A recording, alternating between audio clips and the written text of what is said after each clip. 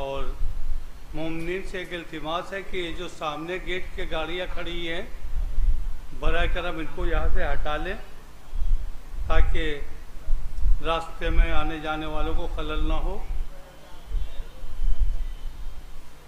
مومنین سے گزارش ہے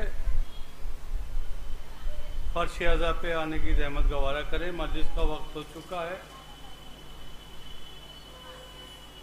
4 مصروں سے آغاز کر رہا ہوں کہ دیکھیے گا کہ کیوں اپنے سر آ جائے کیوں غیر کے سر جائے، جو بات جدھر کی ہے وہ بات ادھر جائے، یہ مجلس و ماتم ہم اس واسطے کرتے ہیں شبیر کے قاتل پا دنیا کی نظر جائے۔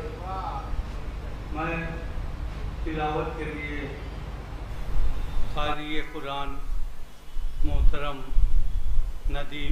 نجفی صاحب سے گزارش کر رہا ہوں ممبر پر تشریف لائیں اور تلاوت کلام پاک سے مجلس کا آغاز کریں۔ نعرہ صلوات۔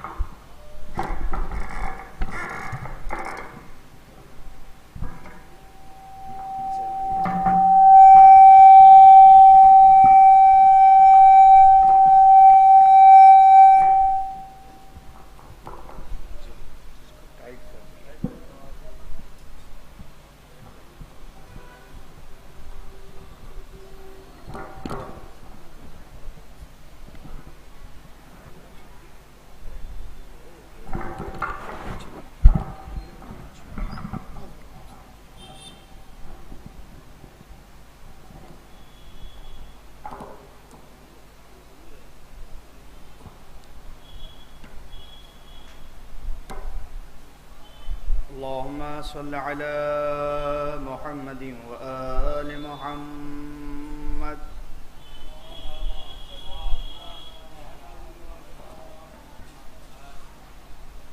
أعوذ بالله من الشيطان اللعين الرجيم۔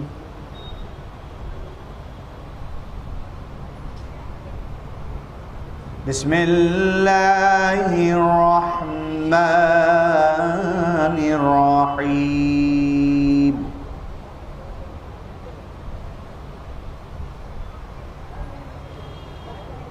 ألم يأتكم نبأ الذين من قبلكم قوم نوح وعاد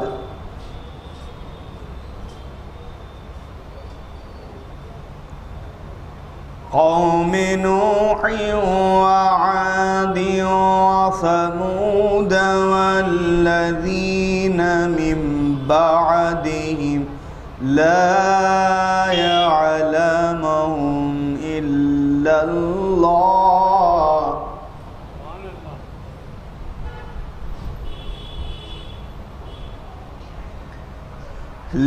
يعلمهم إلا الله جاءت رسلهم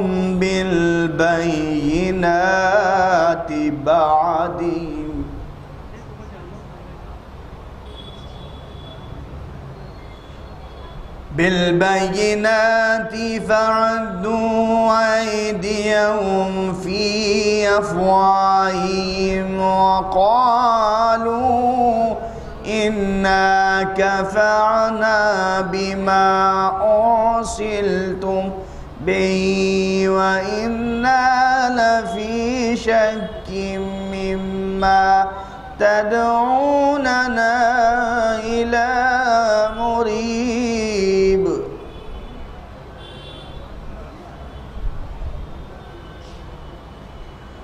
قالت رسلهم في الله شك فطر السماوات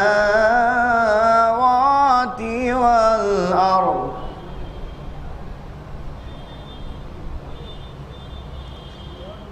يدعوكم ليغفر لكم من ذنوبكم ويؤخركم إلى أجل مسمى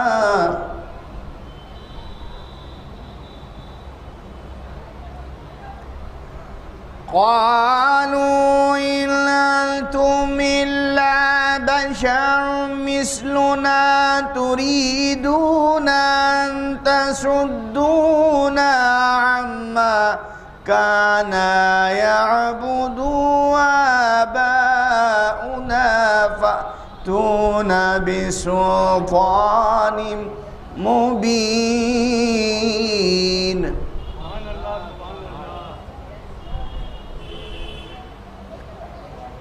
قالت لهم رسولهم إن نحن إلا بشر مثلكم ولكن الله يمن على من يشاء من عباده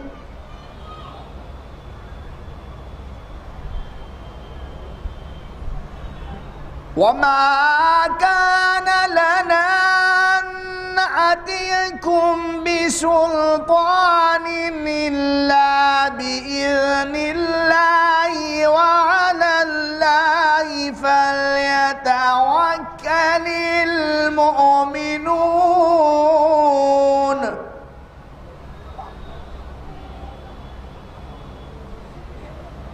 وما لنا لا نتوكل على الله وقد هدانا سبلنا ولا نصبر على ما آذيتمونا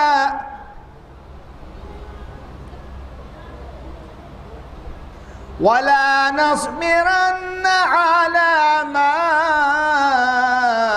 آذيتمونا وعلى الله فليتوكل المتوكلون.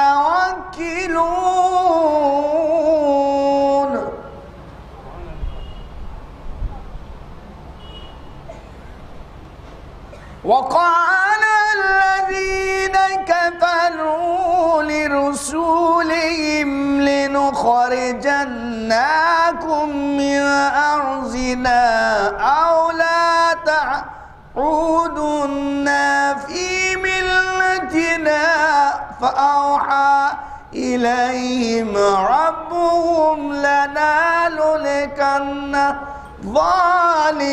الظالمين.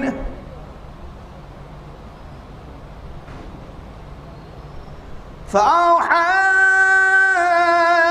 إليهم ربهم لا نهلكن الظالمين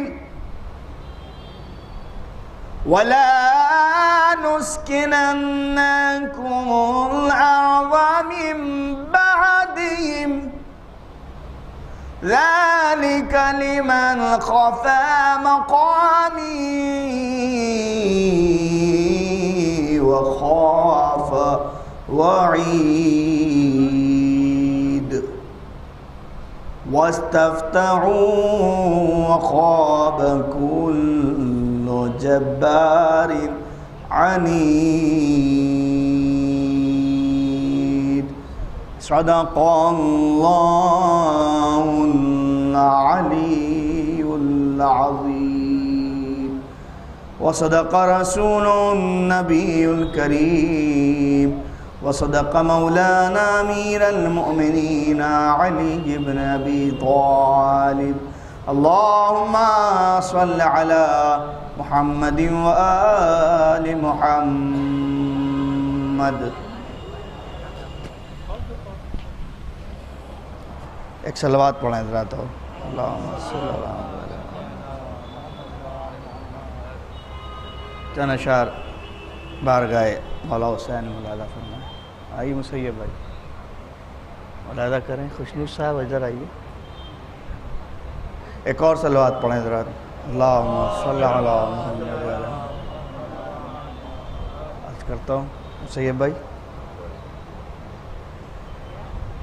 پہلے درے حسین پا سر کو جھکائیے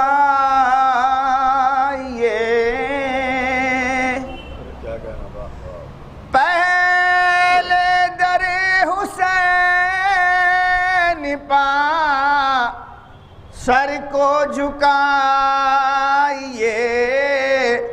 پھر جیسی چاہتے ہیں بلندی وہ پائیے پھر جیسی چاہتے ہیں بلندی وہ پائیے. دوسرا مطلب ادا کریں، سبھی بھائی ملاحظہ کریں. اس منبر غدیر پا وائز جب آئیے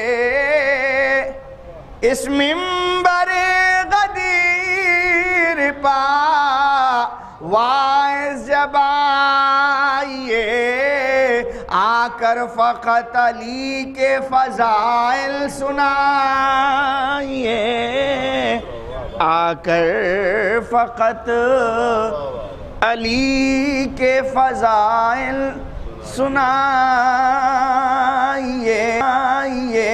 شعر ملاحظہ کریں.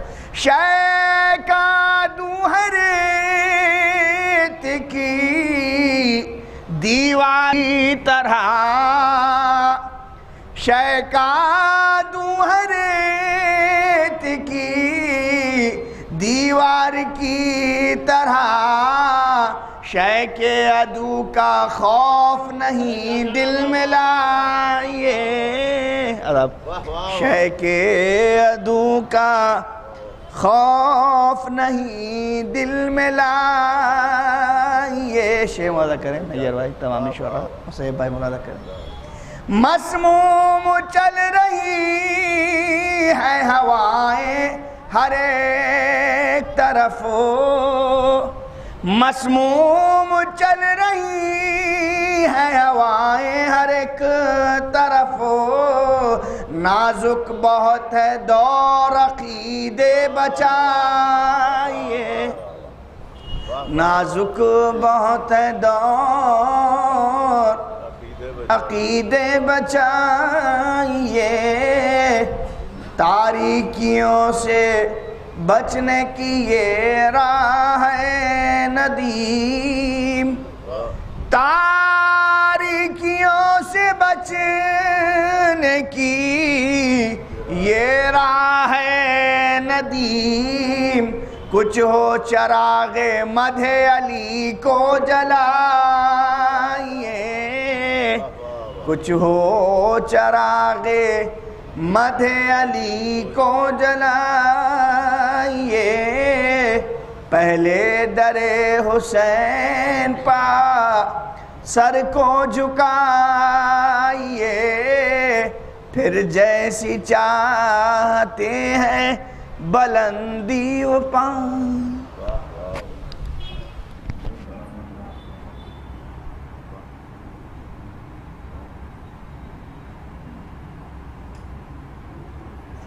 پاک کر دے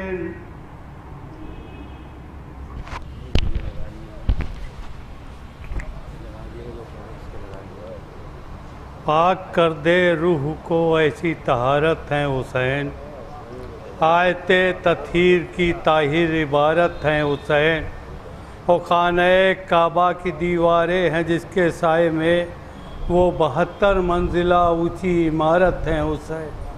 میں گزارش کر رہا ہوں محمد باقر صلی اللہ علیہ وسلم کی تشریف لائیں. محمد باقر.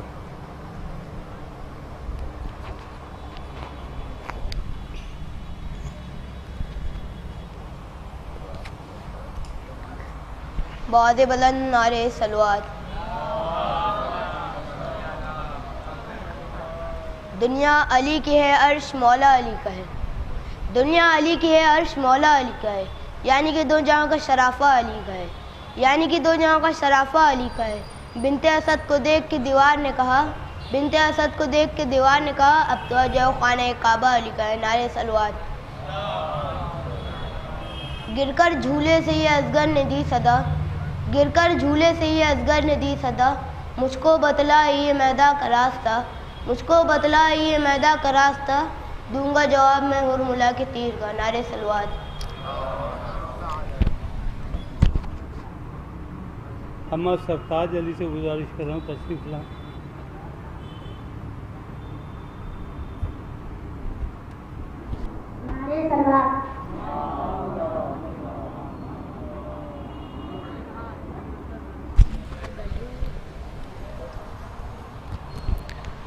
प्यासा दरिया से जो अब्बास किला वह निकला, प्यासा दरिया से जो अब्बास किला वह निकला, घूम कर बोली वफा मेरा पैगंबर निकला, घूम कर बोली वफा मेरा पैगंबर निकला, दफन हो जाएगी दरिया की तराई में वफा, अगर सोचा अब्बास ने होठ मेरा तर निकला, अगर सोचा अब्बास ने होठ मेरा तर निकला। नारे सलवार। खुदा की चैन मोहम्मद की चैन जिंदाबाद, खुदा की चैन मोहम्मद की चैन जिंदाबाद, नबी के दीन पे सरवर का दैन जिंदाबाद, नबी के दीन पे सरवर का दैन जिंदाबाद, अगर कोई यजीद को घर करबला ले जाए, अगर कोई यजीद को घर करबला ले जाए तो उसे भी कहना पड़ेगा हुसैन जिंदाबाद, उसे भी कहना पड़ेगा हुसैन जिंदाबाद। नारे सलवार।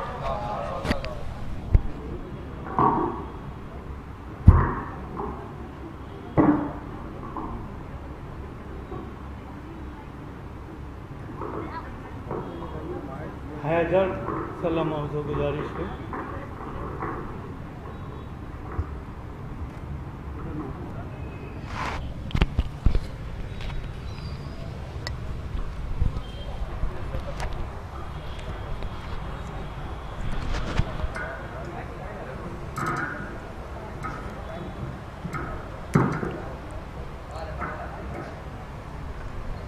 नारे सलवात। सुनकर अली का नाम जो चेहरे बिगड़ गए, सुनकर अली का नाम जो चेहरे बिगड़ गए, ऐसा लगा हुसैन के कातिल पकड़ गए, ऐसा लगा हुसैन के कातिल पकड़ गए। उस दिन से करबला के बहुत भाव बढ़ गए, उस दिन से करबला के बहुत भाव बढ़ गए, जब से हुसैन इस पे तेरे पाँव पड़ गए, जब से हुसैन इस पे तेरे पाँव पड़ गए। हुरों ने उनको हार बना कर पहन लिए, हुरों ने उनको हार बना कर पहन लिए, जो फूल उनकी मज़ारों पे चढ़ गए, जो फूल उनकी मज़ारों पे चढ़ गए। सलवार। हुस्ने ऐशो दुनिया के तलबगार नहीं, हुस्ने ऐशो दुनिया के तलबगार नहीं, करबला है ये कोई मिस्र का बाज़ार नहीं, करबला है ये कोई मिस्र का बाज़ार नहीं। सारी दुनिया में नज़र आएंगे तुमको लेकिन, सारी दुनिया में नज़र आएंगे तुमको लेकिन, एक दोज़ख है जहाँ शह के आज़ादार नहीं, एक दोज़ख है जहाँ शह के आज़ादार नहीं। नारे सलवार।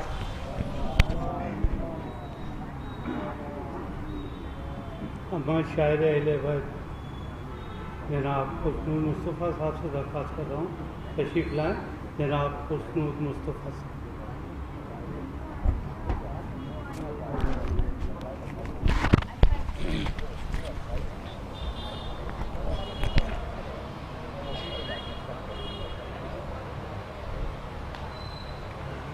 बराए ताज़ीर ज़हूर इमाम ज़माना इस्लाम। नारे सलवात।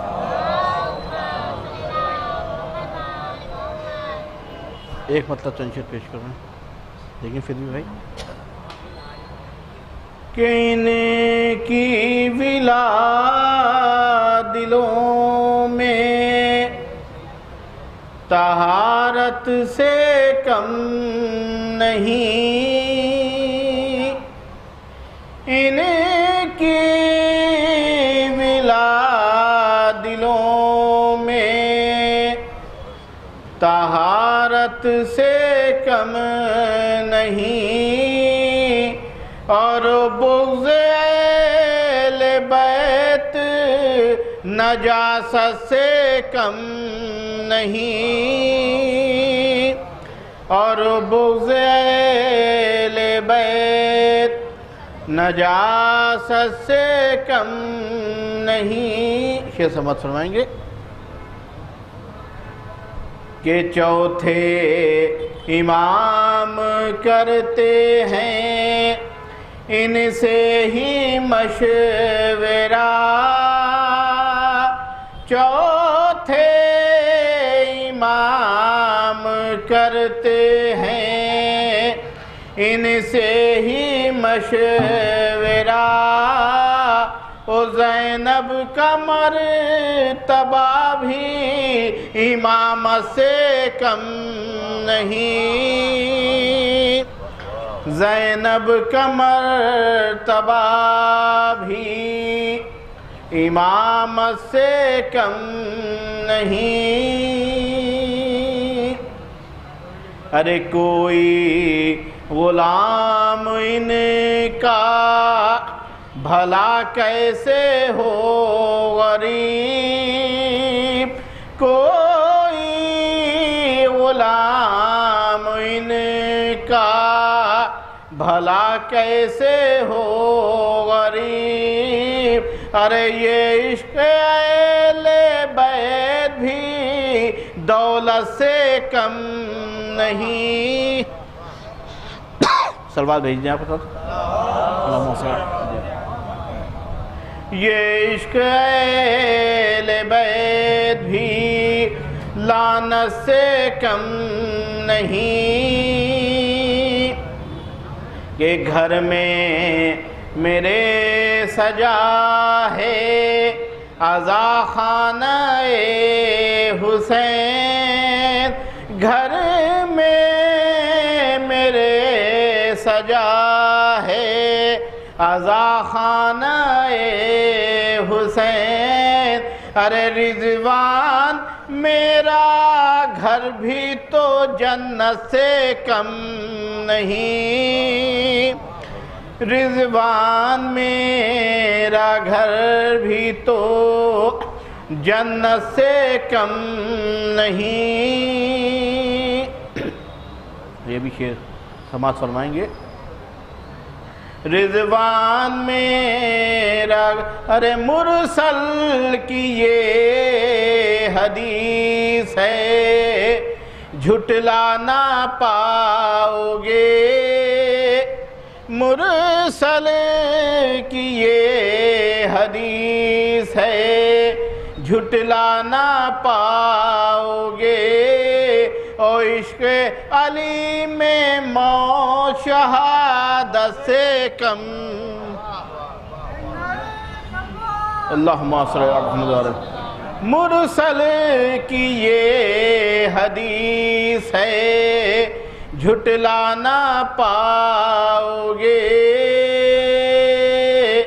اور عشق علی میں موت شہادت سے کم نہیں، کہ جس خط کو پار کرنا سکا لشکر یزید، جس خط کو پار کرنا سکا لشکر یزید، ارے وہ خط جری کا موت کی دہشت سے کم نہیں، وہ خط جری کا موت کی دہشت سے کم نہیں۔ خاص طور سے شعر سماعت فرمائیں گے کہ جتنے لگائے فتوے بڑھی اتنی ہی اذان،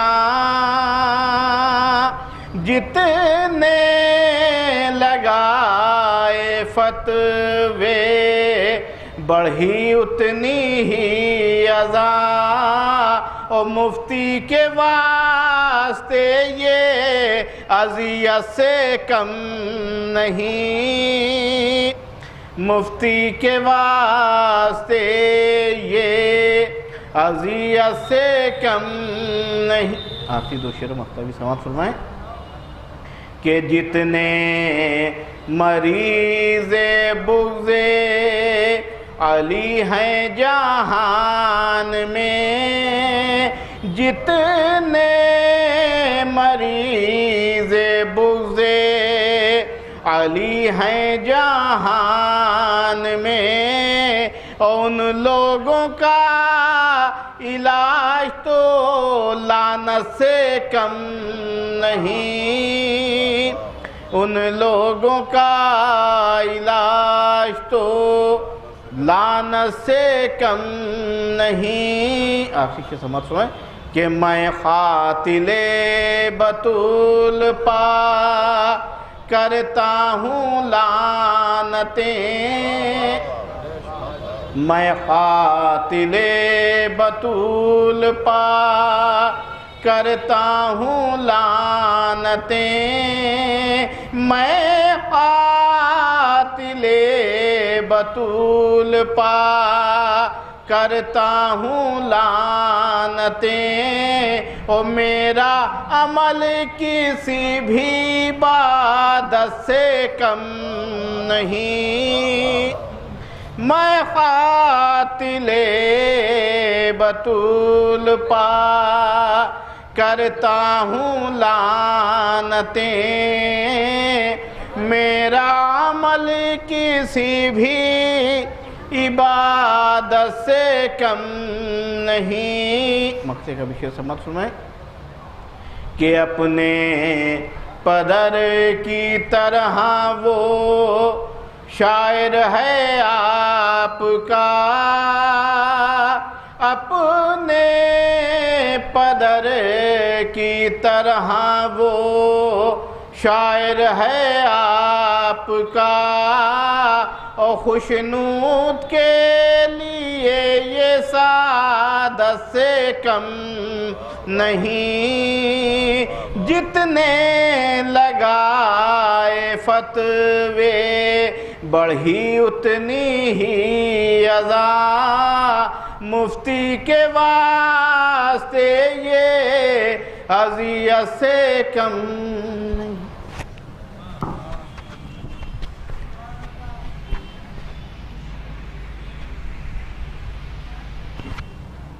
انجمن گروہ حسینی کے عہدیداران، ممبران جو ہمارے بیچ میں نہیں رہے، اس دنیا فانی سے کوچ کر گئے ہیں، ان سب کے لیے، اور اس مسجد کے جو تمام خدمت گزار تھے جنہوں نے اپنی ساری زندگی مسجد کی خدمت میں صرف کی اور آج ہمارے بیچ میں نہیں ہیں، ان تمام حضرات کے لیے، جملہ مومن مومنات کے لیے جو اس خمسے میں آتے تھے اور آج ہمارے بیچ نہیں رہے، ان سب کے لیے ایک سورہ فاتحہ پڑھ کر آپ حضرات اِصال ثواب کر دیں۔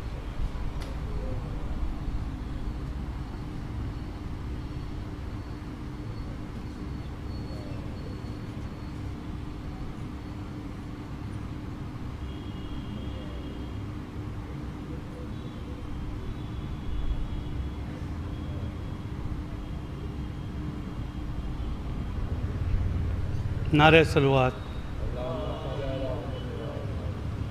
نہ سمجھ ہے موج طوفانی کا اندازہ نہیں، تجھ کو اس دریا کی طغیانی کا اندازہ نہیں، اور کیوں الجھتا ہے حسین ابن علی سے اے یزید، ڈوب جائے گا تجھے پانی کا اندازہ نہیں، ڈوب جائے گا تجھے پانی کا اندازہ نہیں۔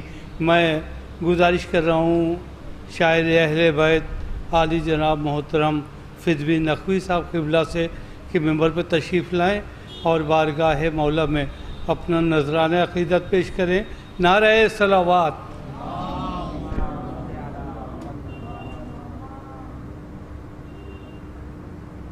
نعرہ حیدری، نعرہ صلوات، اللہم صل علی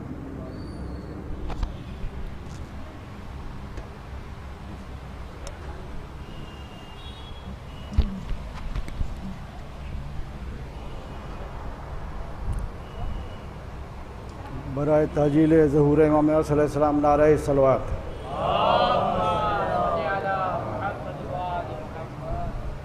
عرض کر رہا ہوں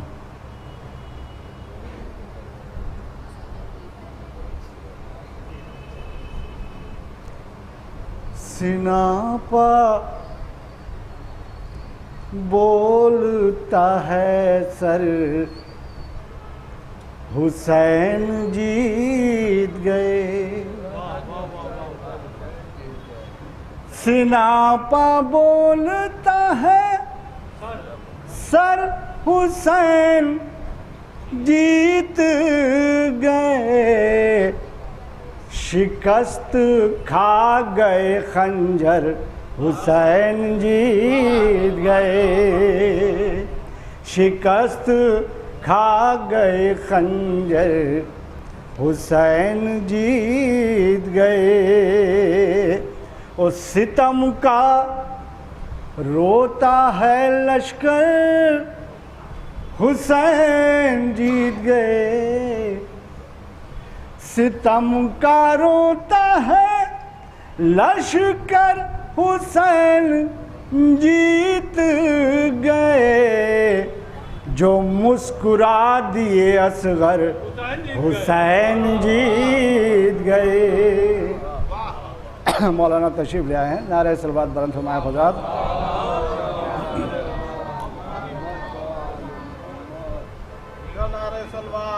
اللہم صلی علی محمد و آل محمد. یا اللہ اللہم صلی علی محمد و آل محمد.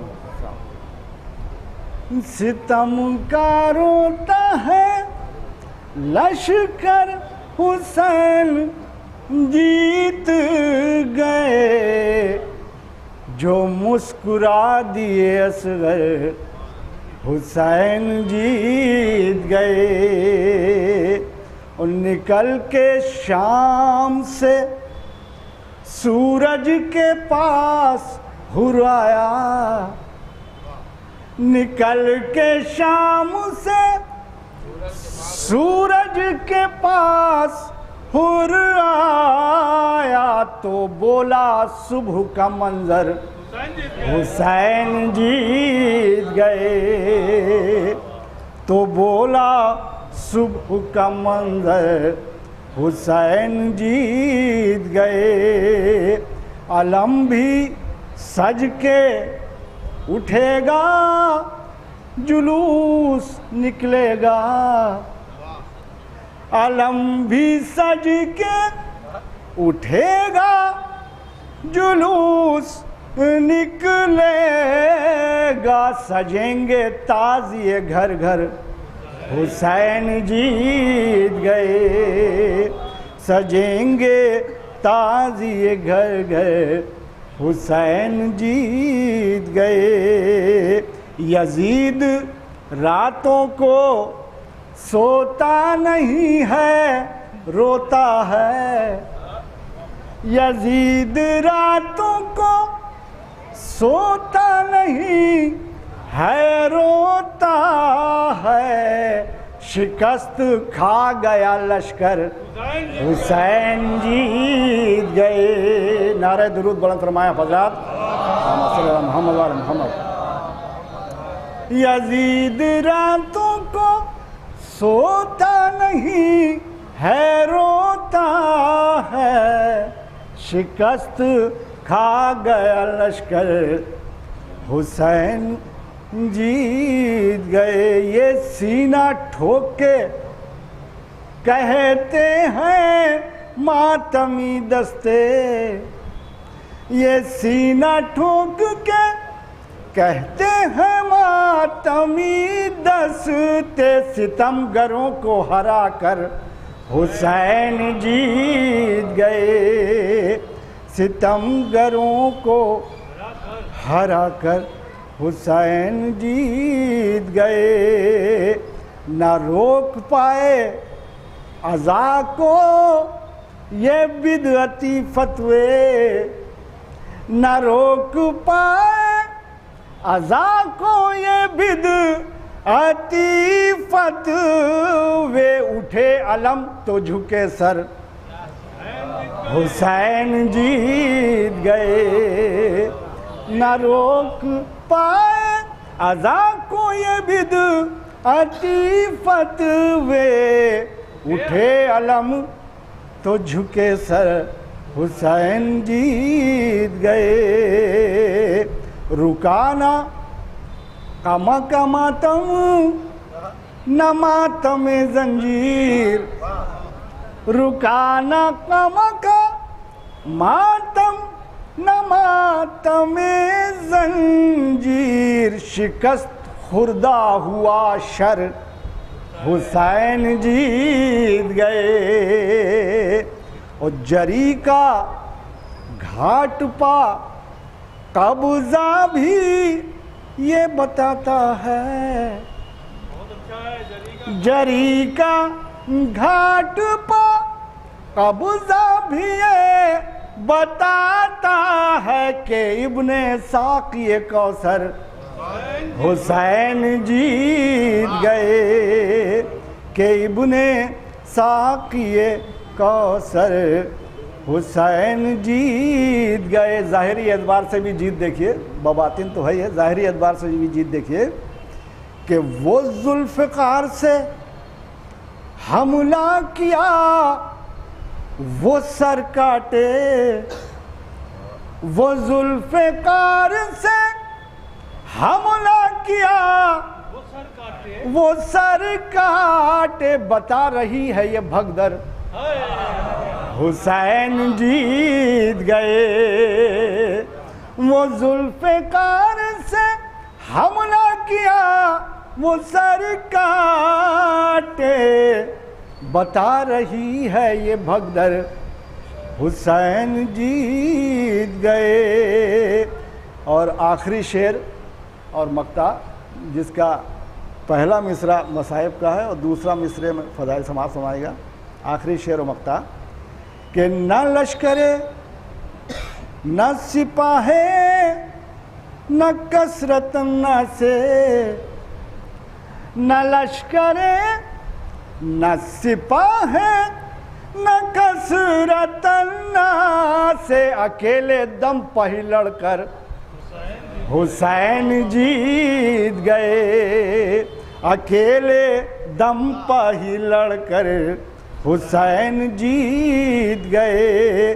और लिखे कलम से जो अशआरे फतह ए फिदवी, लिखे कलम से जो अशआरे फतह ए फिदवी, रदीफ बोली मुकर्रर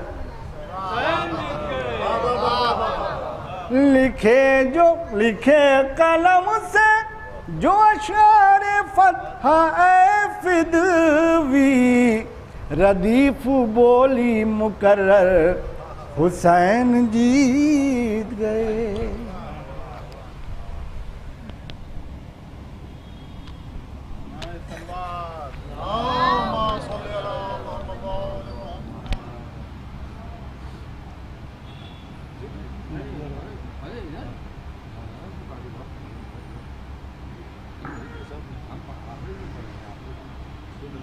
मैं शायर अहले बैसारी जनाब मोहतरम नैयर साहब से दरख्वास्त कर रहा हूँ दो एक खतात। नारा सलवार। भाई आप लोग इधर आ जाएं ना, जो उधर बैठे हैं इधर आ जाएं।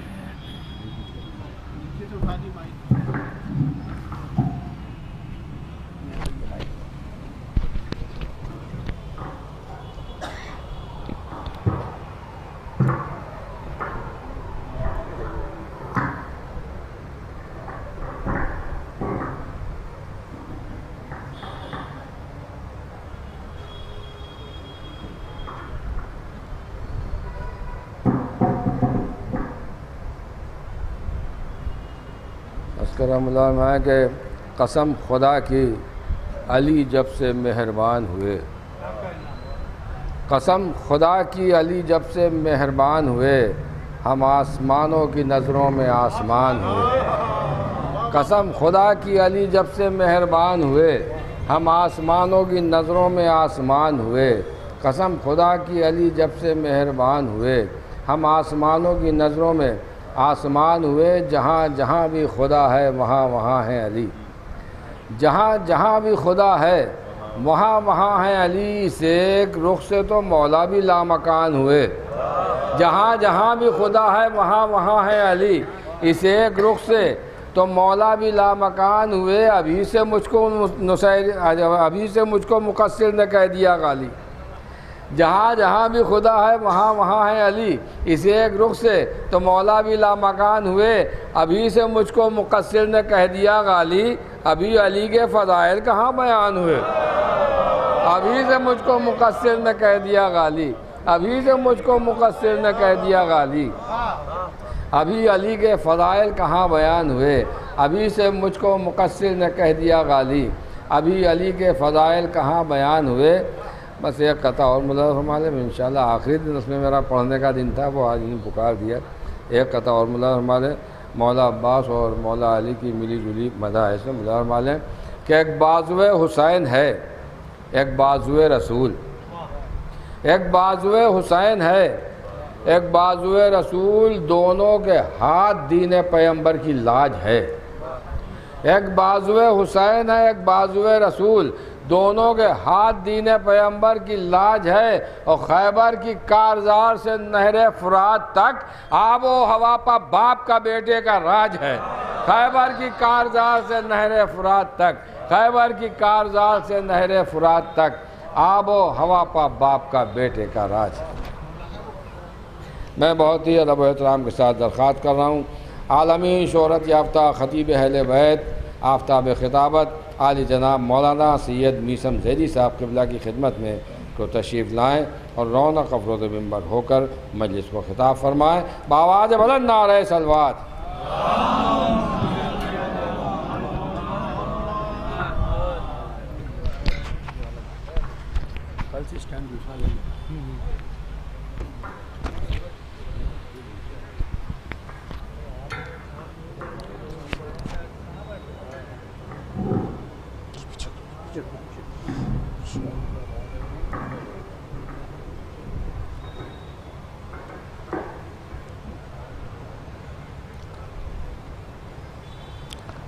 آپ حضرات سے گزارش ہے کہ ایک مرتبہ سورہ حمد غلام حیدر ابن محمد احسن اور مولانا اقبال صاحب اور ہمارے محمد علی عرف اغن بھائی ابن مرتضی حسین کے نام بہت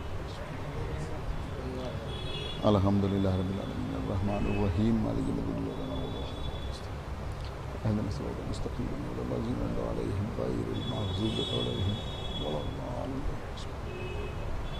أحد الله الصمد لم يلد ولم يكن له كفوا أحد الصمد لم يلد ولم يكن له كفوا أحد الله الصمد صلى على محمد فاتحة الحمد لله رب العالمين الرحمن الرحيم اهدنا الصراط المستقيم صراط الذين أنعمت عليهم غير المغضوب عليهم ولا الضالين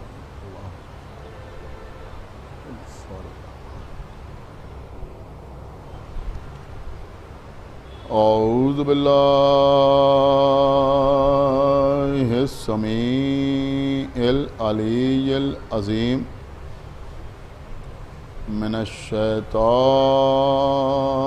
اللعين الرجيم بسم اللہ الرحمن الرحیم الحمد للہ الذی ہدانا لہذا وما كنا لنهتدی لولا ان ہدانا اللہ لقد جاءت رسل ربنا بالحق الصلاة والسلام على صاحب الدين والإسلام والحل والحرام والركن والمقام والصلاة والصيام والسجود والقيام والشريعة والأحكام والحجت والبرہان والمحبت والعرفان والحق والبیان والکتاب والقرآن سیدنا ونبینا وشفیعنا ومولانا ومولا الثقلین جد الحسن والحسین ابی القاسم محمد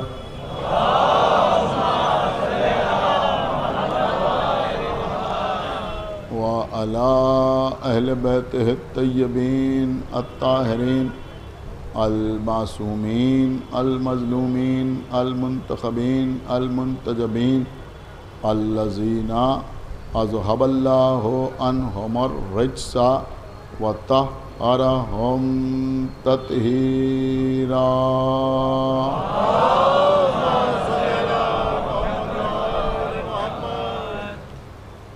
لعنت اللہ علی اعدائہم وقتلتہم وغاصبی حقوقہم ومنکری فضائلہم ومصائبہم اجمعین من الآن الی یوم الدین اما بعد فقد قال اللہ سبحانہ تبارک و تعالی فی کتابہ المجید وفرقانہ الحمید وقولہ الحق بسم اللہ الرحمن الرحیم لقد انزلنا آیات مبینات واللہ یہدی من یشاء الی صراط مستقیم صلوات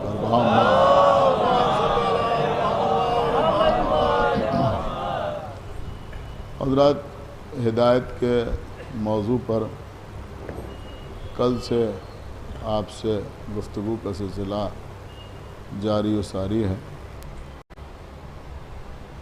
سورہ مبارکہ نور کی 46ویں آیت ہے، جس میں ارشاد اقدس الہی ہو رہا ہے کہ بے شک اللہ آیات بینات کا نازل فرمانے والا ہے، اور اللہ جسے چاہتا ہے اسے صراط مستقیم کی ہدایت فرماتا ہے۔ کل کی مجلس میں نے آپ کی خدمت میں یہ عرض کیا تھا کہ ہدایت کے 3 مرحلے۔ پہلا مرحلہ ہدایت کا یہ ہے کہ اللہ نے تمام وہ مخلوق کہ جو ذوی العقول کے زمرے میں نہیں آتے، مثلا زمین، آسمان، سورج، چاند، ستارے، بہتے ہوئے دریا، جمادات، نباتات، حیوانات، ان کو خلق کرنے کے بعد ان کی ضرورتوں کے مطابق ان کو ہدایت فرمائی۔ پھولوں کے لیے ہدایت یہ ہے کہ تم خوشبو بکھیرتے رہو، ستاروں کے لیے ہدایت یہ ہے کہ تم آسمان پر دمکتے رہو، چاند کے لیے ہدایت یہ ہے کہ تم اپنی چاندنی بکھیرتے رہو، سورج کے لیے ہدایت یہ ہے کہ تم چمکتے رہو، جانوروں کے لیے ہدایت یہ ہے کہ تم اپنے کھانے پینے کے ساتھ اللہ کی تسبیح کرتے رہو، اور یہ تمام کے تمام مخلوقات اللہ کی ہدایت کے مطابق اپنی زندگی گزار رہو۔ ہدایت کی دوسری منزل یہ ہے کہ ذوی العقول یعنی انسان اور جن، اللہ نے ان کی ہدایت کے لیے وہ طریقہ اختیار نہ کیا جو طریقہ غیر ذوی العقول کی ہدایت کے لیے اختیار کیا۔ ان کی ہدایت کے لیے اللہ نے نبی بھیجے، رسولوں کو مبعوث کیا، اپنے خاص بندوں کو امامت کے عہدے سے سرفراز فرمایا، آدم جیسا مسجود ملائکہ دنیا میں بھیجا، نوح جیسا طوفان آزما بندہ مقرر کیا، ابراہیم جیسے خلیل کو دنیا میں مبعوث کیا، موسیٰ جیسا کلیم زمین پر نازل فرمایا، عیسیٰ جیسے مسیحا کو پیدا کیا اور آخری منزل پر ایک عرش نشیں بندے کو فرش زمیں پر اتارا تاکہ نظام ہدایت مکمل ہو جائے. ایک صلوات پڑھے بر محمد.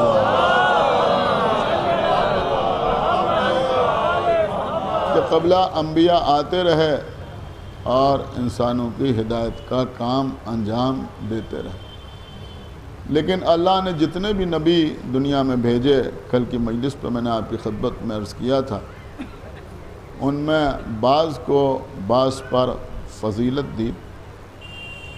اور اگر آپ انبیاء کی زندگی کے اوپر نظر ڈالیں، کل میں یہ چیزیں پڑھ چکا ہوں، آج آپ کو فقط آج کے موضوع سے متصل کرنے کے لیے عرض کر رہا ہوں کہ ان میں بعض انبیاء ایسے تھے کہ جو مثلاً لوہاری کا کام کرتے تھے، کچھ ایسے تھے کہ جو خیاطی کا کام کرتے تھے، کچھ ایسے تھے کہ جو بھیڑ بکریاں چراتے تھے، کچھ ایسے تھے کہ جو بازار میں کوئی تجارت انجام دیتے تھے.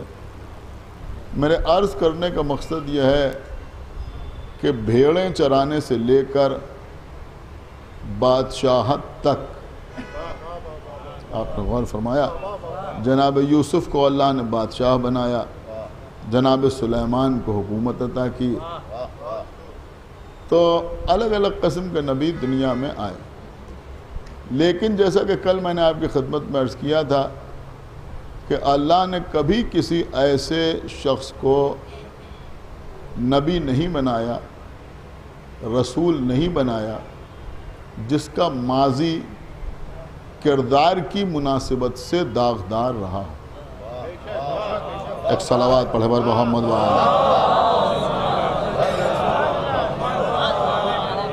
آپ نے میری بات پر غور کیا یا نہیں غور کیا؟ آپ 1,24,000 پیغمبروں میں دیکھ لیں، کوئی نبی دنیا میں ایسا آیا ہی نہیں کہ جس کا ماضی داغدار رہا ہو.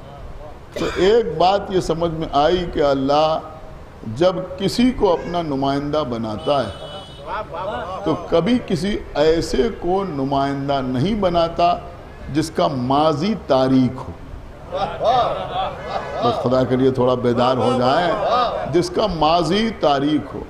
اور شاید اسی بات کو سمجھانے کے لیے پہلے اللہ کے رسول نے سورہ برات کی چند آیتیں ایک شخص کے حوالے کی. کیا سمجھا؟ اور جب وہ چند آیتیں لے کے کچھ آگے بڑھے تو اللہ کا حکم آیا کہ ان سے واپس لو. کیا سمجھا؟ خدا کے لیے تھوڑا بیدار ہو جائیں، ان سے واپس لو، اور یا تو ان کی تبلیغ آپ کریں یا وہ کرے کہ جو آپ سے ہو، یا پھر ترجمہ کیا جاتا ہے کہ آپ جیسا ہو. تو پیغمبر اسلام نے ان سے واپس لی وہ آیتیں، اور پھر مولا کائنات خانہ کعبہ کے قریب آئے اور ان آیتوں کی تلاوت فرمائی. تو ایک بات بالکل واضح ہو گئی کہ اللہ کسی بھی ایسے شخص کو کسی مسئلے میں اپنا نمائندہ بنانا پسند نہیں کرتا کہ جس کا دامن داغدار رہا ہو، جس کا ماضی تاریک رہا ہو. ایک صلوات پڑھے بر محمد. دیکھیں عزیزوں، کل کی مجلس پہ، پوری مجلس پہ میسیج ہی یہ تھا کہ کرمنلز کو، داغدار افراد کو دین کے کاموں میں ملوث نہ کیا جائے. ایک صلوات پڑھے بر محمد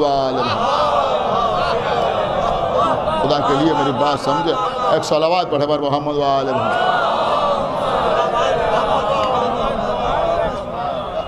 تو اللہ نے انبیاء بھیجے، انبیاء دنیا میں آئے اور لوگوں کے لیے تبلیغ کا کام انجام دیتے رہے.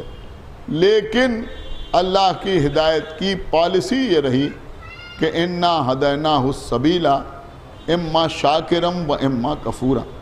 ہم نے تمہاری ہدایت کا انتظام کر دیا، ہم نے تمہیں بتا دیا کہ حلال کیا ہے، حرام کیا ہے، جائز کیا ہے، ناجائز کیا ہے، مناسب کیا ہے، نامناسب کیا ہے، کون سا عمل جنت میں لے کے جانے والا ہے، کون سا عمل جہنم میں لے کے جانے والا ہے.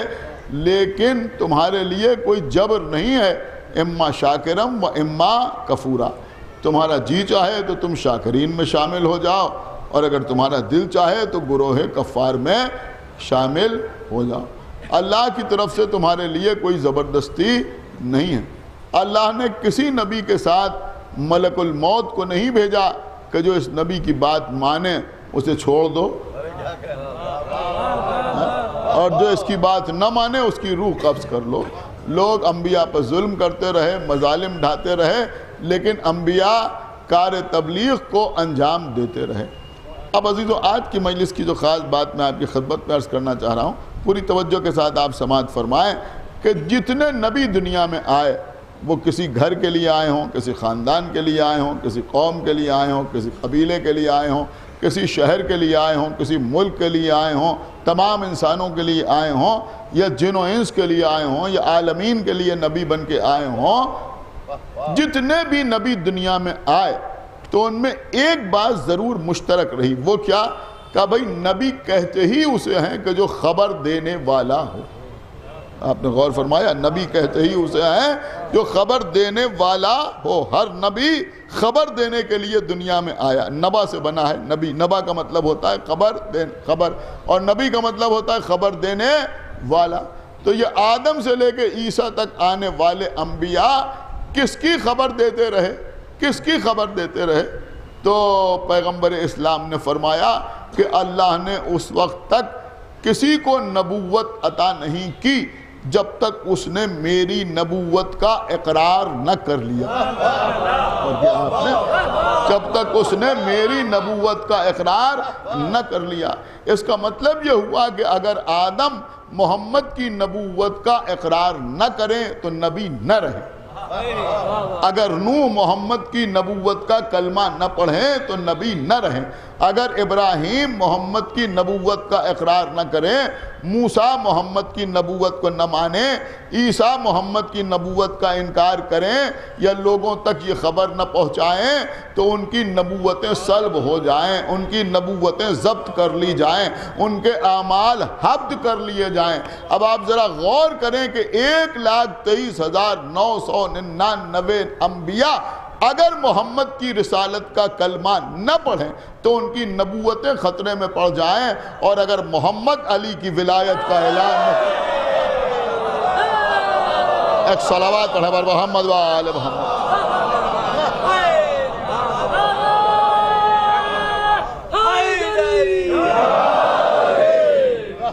تو اللہ کیا کہہ رہا ہے؟ یا ایہا الرسول بلغ ما انزل الیک من ربک وَإِن لَمْ تَفْعَلْ فَمَا بَلَّغْتَ رِسَالَتَهُ وَاللَّهُ يَعْصِمُكَ مِنَ النَّاسِ۔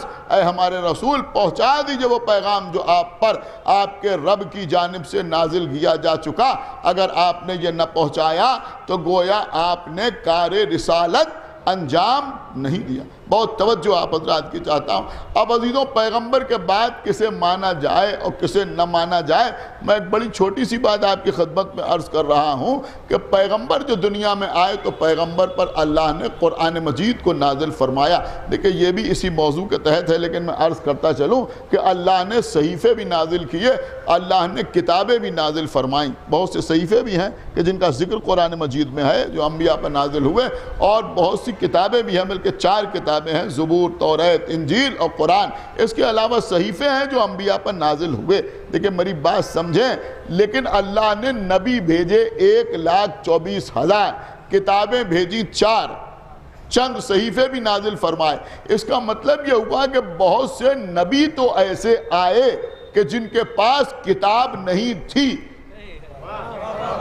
خدا کے لیے بھائی تھوڑا بیدار ہو جائیں، یعنی اللہ نے بغیر کتاب کے نبی تو بھیجے، مگر بغیر نبی کے کوئی کتاب نہیں بھیجی۔ ایک صلوات پڑھے بر محمد و آل، بغیر نبی کے کوئی کتاب، بغیر نبی کے اللہ نے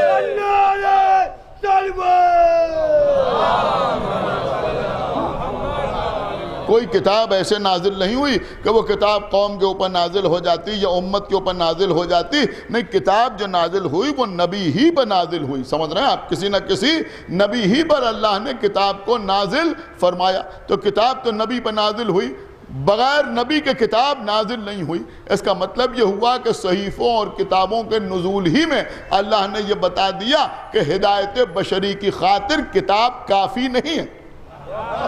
غور کیا آپ نے؟ کتاب کافی نہیں ہے، اس لیے کہ اگر کتاب کافی ہوتی، سن رہے ہیں آپ یا نہیں سن رہے ہیں؟ اگر ایک صلوات پڑھے بر محمد وآلہ، اگر کتاب کافی، ایک صلوات اور پڑھ دے بر محمد وآلہ محمد.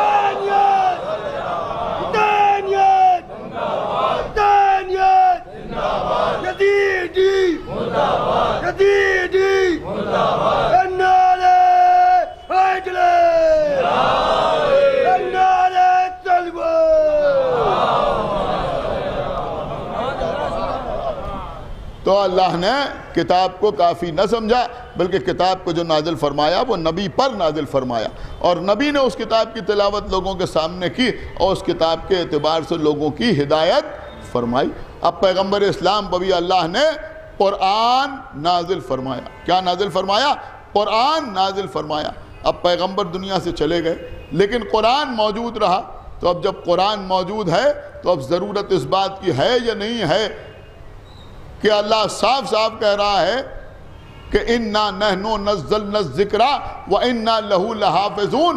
ہم ہی ہیں اس کتاب کے نازل کرنے والے اور ہم ہی ہیں اس کی حفاظت کرنے والے. تو اللہ نے قرآن کو نازل فرمایا. دیکھیں تمام مفسرین کا اس بات پر اتفاق ہے کہ اللہ نے جہاں جہاں قرآن مجید میں میں کی جگہ ہم کا لفظ استعمال کیا ہے وہاں وہاں اللہ نے وہ کام کسی نہ کسی کے وسیلے سے انجام دیا ہے، کسی نہ کسی کے وسیلے سے انجام دیا ہے. تو اب اللہ کہہ رہا ہے کہ ہم ہی ہیں اس قرآن کے نازل کرنے والے اور ہم ہی ہیں اس کی حفاظت کرنے والے. تو ماننا پڑے گا کہ نزول قرآن کے لیے بھی کوئی وسیلہ ہے اور حفاظت قرآن کے لیے بھی کوئی وسیلہ ہے. تو اللہ نے نزول قرآن کے لیے کسے وسیلہ بنایا؟ کہ جبرائیل کو وسیلہ بنایا. پروردگار کسی اور کو وسیلہ کیوں نہیں بنایا؟ کہ جبرائیل کو وسیلہ اس لیے بنایا کہ جبرائیل معصوم ہے. تو اب سمجھ میں آیا کہ جب نزول قرآن میں اللہ نے غیر معصوم کو وسیلہ نہیں بنایا. ایک صلوات پڑھے بر محمد وآلہ محمد. تو پھر حفاظت قرآن کے لیے اللہ کسی غیر معصوم کو وسیلہ کیسے بنائے گا؟ کیسے بنائے گا؟ دیکھیں ڈاکٹر اسد عباس صاحب کے گھر میں جو خمسہ ہوا ان کے عزاخانے میں، اس پہ میں نے یہ بات پڑھی تھی. اس وقت کیونکہ یہاں پر اکثریت ان لوگوں کی ہے کہ جو وہاں کی مجلسوں میں نہیں تھے، لہذا میں چاہتا ہوں کہ آپ تک یہ بات پہنچ جائے اور باہر جو دوسرے لوگ سن رہے ہیں ان تک بھی یہ بات پہنچ جائے کہ بھئی ہمارا عقیدہ اور ہمارا نظریہ قرآن کے سلسلے میں کیا ہے. قرآن کے سلسلے میں ہمارا نظریہ کیا ہے؟ دیکھیے عزیزوں، ایک الزام تو ہم پر سیدھا سیدھا یہ لگ جاتا ہے کہ شیعوں کے یہاں 40 پاروں کا قرآن ہے. اللہ اکبر، 40 پاروں کا قرآن ہے. نہایت سمجھدار مجمع میرے سامنے بیٹھا ہوا ہے. اما پارے 30 یا 40؟ پہلے رسول کی زبان سے پارے تو ثابت کرو.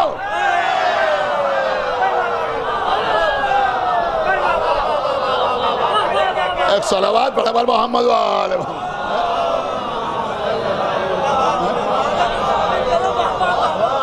مولا آپ کو سلامت رکھے جیسے آپ نے سماعت فرمایا ہے کہ بھئی شیعوں میں 40 پارے کا قرآن ہے. میں سمجھتا ہوں باہر کھڑے ہوئے افراد، سامنے بیٹھے ہوئے افراد میں کوئی خاموش نہیں رہے گا. بھئی آگے دیکھو کہ ہماری مسجد میں جو قرآن رکھا ہوا ہے اس پہ کتنے پارے ہیں، ہمارے گھر میں جو قرآن رکھا ہوا ہے اس پہ کتنے پارے ہیں. میں بہت بڑی بات آپ کی خدمت میں عرض کر رہا ہوں. 1400 سال سے ہم پر الزام لگا رہے ہو کہ شیعوں کے گھر میں 40 پارے کا قرآن ہے.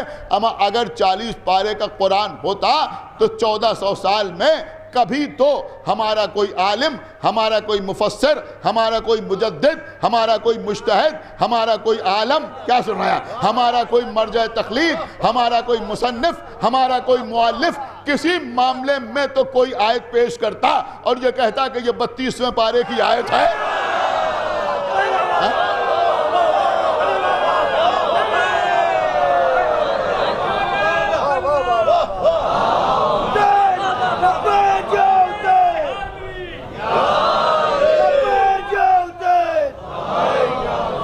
ایک صلوات پڑھے بر محمد وآلہ محمد.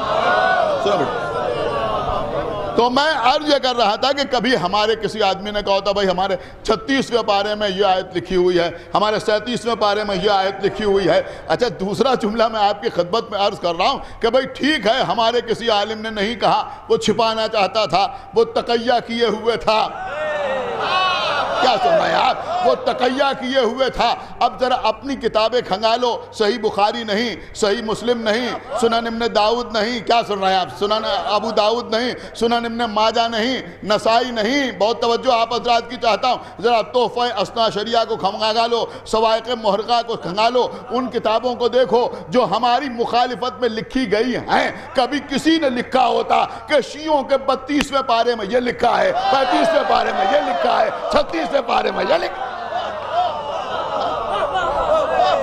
ایک صلوات پڑھا بر محمد و آل محمد.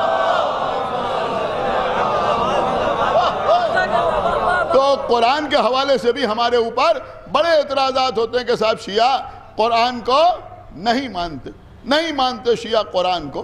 لیکن میں آپ کی خدمت میں عرض کروں بھائی کہ قرآن مجید کے سلسلے میں تو عجیب و غریب باتیں لوگ بیان کرتے ہیں.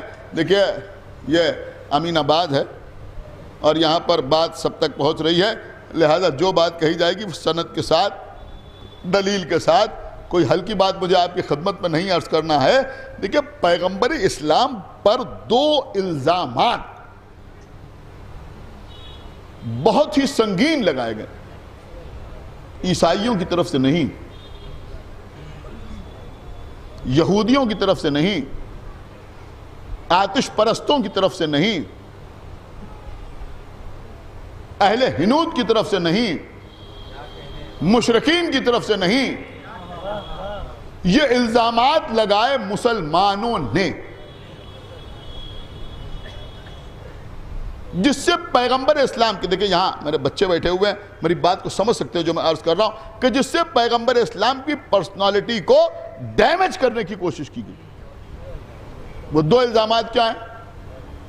پہلا الزام تو یہ ہے کہ پیغمبر دنیا سے جاتے وقت کسی کو اپنا جانشین بنا کے نہیں گئے اور امت کو یتیمی کے عالم میں اس کے حال پر چھوڑ گئے. غور نہیں کیا آپ؟ جناب موسیٰ کچھ دن کے لیے گئے، کچھ دن کے لیے گئے تو ہارون کو جانشین بنا کے گئے، اور محمد قیامت تک کے لیے چلے گئے، اور قیامت یہ ہے کہ کسی کو جانشین بنا کے نہیں گئے.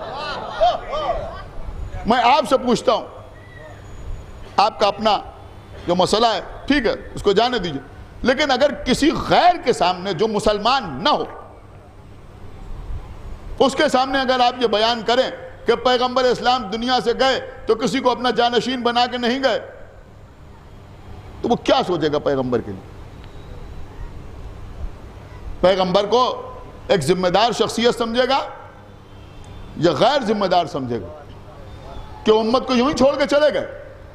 اور دوسرا الزام پیغمبر پر یہ لگا کہ پیغمبر قرآن کو جمع شدہ حالت میں چھوڑ کے نہیں گئے.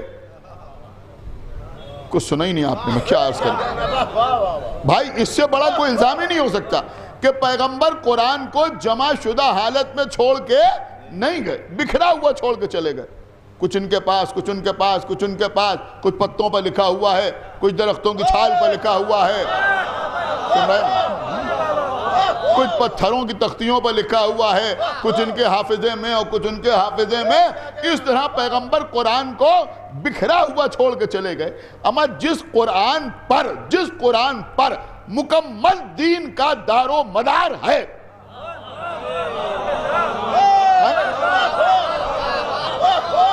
نہیں سن رہے ہیں شاید آپ؟ اسی کو پیغمبر ایسے ہی چھوڑ کے چلے گئے، کچھ ان کے پاس اور کچھ ان کے پاس اور کچھ ان کے پاس. الحمدللہ یہاں تو ان دیندار ماؤں کے بچے بیٹھے ہیں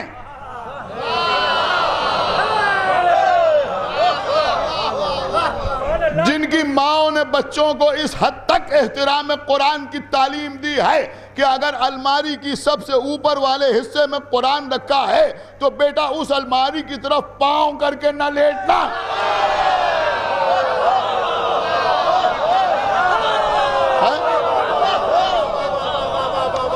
نہیں شاید آپ ابھی وہاں پہنچے نہیں.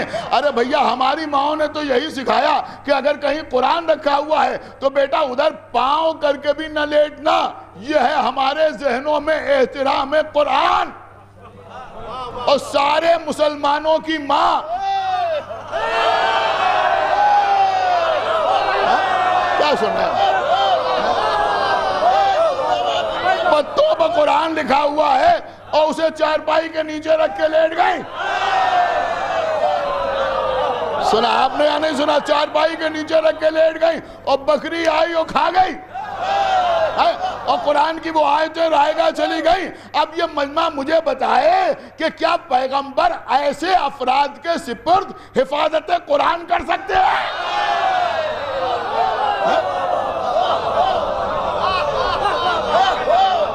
ایک صلوات اور پڑھے بر محمد و آل محمد.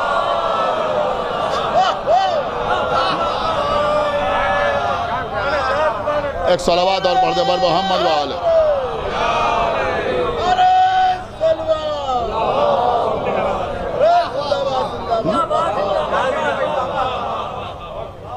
یہ جو آج یہ کہا جاتا ہے کہ صاحب بس قرآن کافی ہے ہماری ہدایت کے لیے.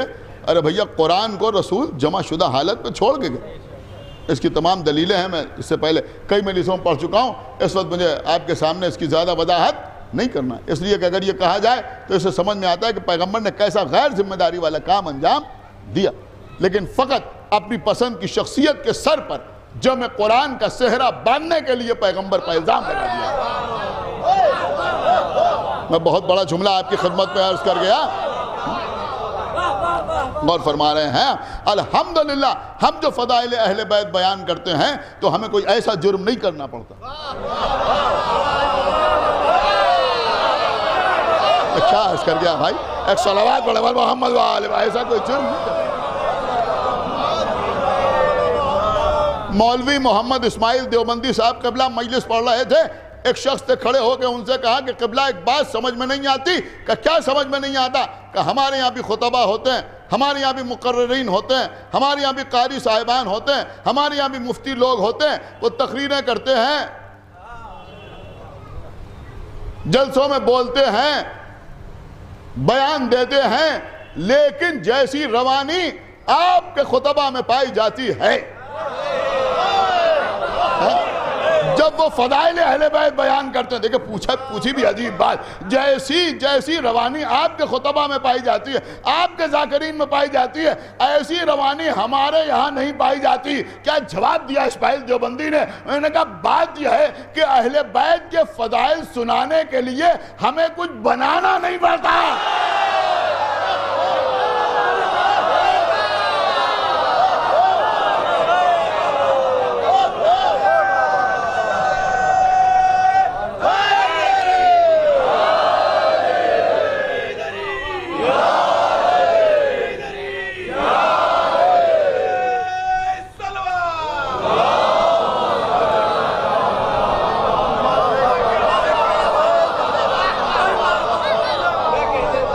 بس قبلہ مولا آپ کو سلامت رکھیں.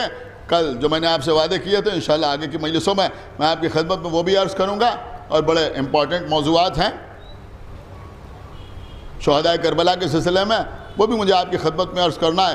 اس لیے کہ مجھے بتانا یہ ہے کہ ہدایت کس طرح سے انجام پاتی ہے. اللہ نے قرآن کو بھی تنہا نہیں چھوڑا. سورہ فاطر میں اعلان ہوا ثم اورثنا الکتاب الذین اصطفینا من عبادنا, ہم نے اپنے بندوں میں سے کچھ بندوں کو چن لیا, اور ہم نے جنہیں چنا انہیں ہم نے اپنی کتاب کا وارث قرار دیا.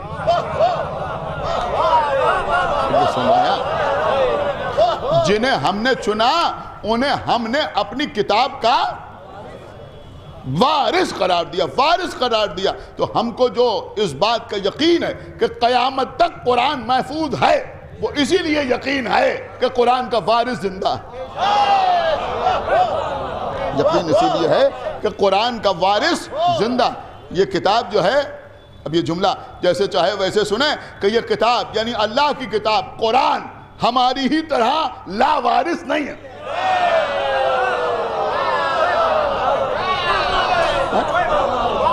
نہ یہ قوم لا وارث ہے, نہ اس کی کتاب لا وارث. تو یہ ہے ہدایت بشری. اللہ نے ہدایت بشری کی خاطر 1,24,000 انبیاء کو بھیجا. 1,24,000 انبیاء کو بھیجا. بس سنیے، بڑی قیمتی بات میں آپ کی خدمت میں عرض کر رہا ہوں. پیغمبر اسلام کے اوپر قرآن نازل ہوا. قرآن مجید کی ایک آیت ہے جو میں سمجھتا ہوں زیادہ تر علماء، خطباء، ذاکرین اس آیت کو عنوان بیان کے طور پر پڑھتے رہتے ہیں. وَمَا خَلَقْتُ الْجِنَّ وَالْإِنسَ إِلَّا لِيَعْبُدُونَ. اللہ کہہ رہا ہے کہ ہم نے جنوں کو اور انسانوں کو نہیں پیدا کیا مگر اس لیے کہ وہ ہماری عبادت کرے. تو ایک بات تو یہ سمجھ میں آئی کہ رسول اللہ جو نبی بن کے آئے تو صرف انسانوں کے لیے نبی بن کے نہیں آئے. آپ کو سمجھ رہے ہیں یا نہیں سمجھ رہے ہیں؟ صرف انسانوں کے لیے نبی بن کے نہیں آئے، نہیں، جنوں کے لیے بھی نبی بن کے آئے. غور کیا آپ نے؟ دیکھیں میں کل اس کی ساری وضاحتیں کر چکا ہوں. تو رسول انسانوں کے لیے بھی امام بن کے آئے اور جنوں کے لیے بھی امام بن کے، نبی بن کے آئے. اب عزیزوں، جو محمد انسانوں کے لیے بھی نبی ہے اور جنوں کے لیے بھی نبی ہے، آپ انصاف سے مجھے بتائیں کہ کیا انسانوں کو تنہا یہ حق ہے کہ وہ اجماع کر کے اس کا جانشین طے کر لے؟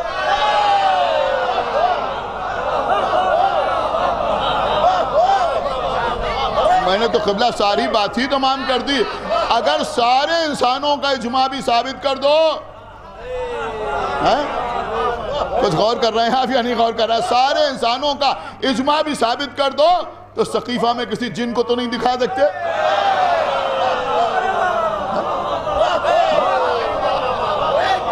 میں کچھ عرض کر رہا ہوں، کسی جن کو تو نہیں دکھا سکتے.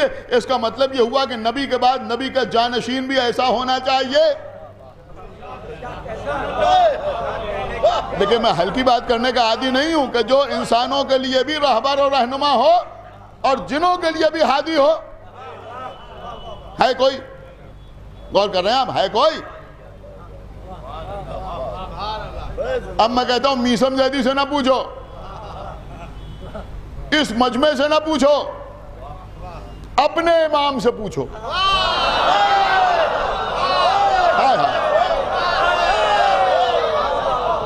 شاید آپ کہیں پہنچ گئے نا. نہایت پڑھے لکھے حضرات بیٹھے ہیں، ہمارے شرح نقوی صاحب قبلہ بیٹھے ہیں، دیگر پڑھے لکھے حضرات بیٹھے ہیں، فدوی صاحب ہیں، نیر مجید صاحب ہیں، شعراء بھی بیٹھے ہیں، خطبہ بھی بیٹھے ہیں، علماء بھی بیٹھے ہیں. میری بات سمجھیں، اپنے امام سے پوچھو تو امام شافعی آواز دیں گے علی حبہ الجنہ.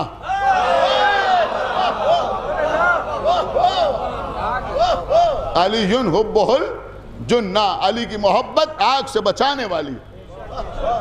قسیم النار والجنہ. بڑا فن استعمال کیا امام شافعی نے اس میں. قسیم النار والجنہ، اس لیے کہ علی جنت و جہنم کے تقسیم کرنے والے ہیں. وسیع مصطفیٰ حق کا، یعنی حق یہ ہے، حق یہ ہے. ساری بات ہی ختم ہو گئی. یہاں سارا دار و مدار ہی اسی پر ہے کہ نبی نے وصیت نہیں کی. اب وہ کہہ رہے ہیں وسیع مصطفیٰ حق کا، امام الانس والجنہ. ایک صلوات بڑھے بر محمد وآل محمد. امام الانس والجنہ، کہ علی انسانوں کے بھی امام ہیں اور جنوں کے بھی امام. لیکن یہاں بھی مسئلہ وہی ہے، اِنَّا هَدَيْنَاهُ السَّبِيلَ اِمَّا شَاكِرًا وَإِمَّا كَفُورًا. میں چاہتا ہوں کہ کل جو میں نے بات آپ کی خدمت میں عرض کی تھی، کم سے کم آج وہ مکمل ہو جائے. پھر کل سے دیگر باتیں آپ کی خدمت میں عرض کروں گا کہ ہدایت کے 3 مرحلے. ایک مرحلہ غیر ذوی العقول کے لیے، دوسرا مرحلہ ہدایت کا ذوی العقول کے لیے جہاں انبیاء بھیجے جا رہے ہیں، جہاں رسول بھیجے جا رہے ہیں. تیسرا مرحلہ ہدایت کا مومنین و صالحین کے لیے.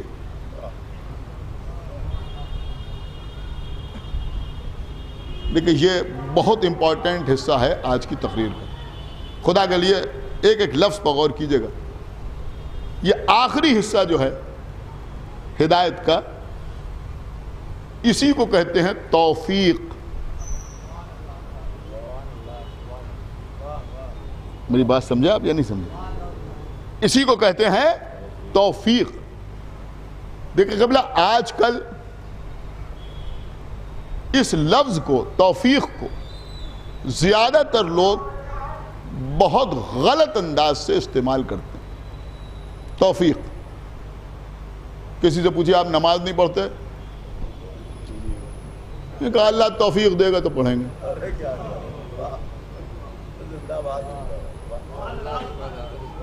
دیکھیں یہ تو میرے خیال میں آپ بتائیں گے کہ یہ موضوع میں نے صحیح چھیڑا یا غلط.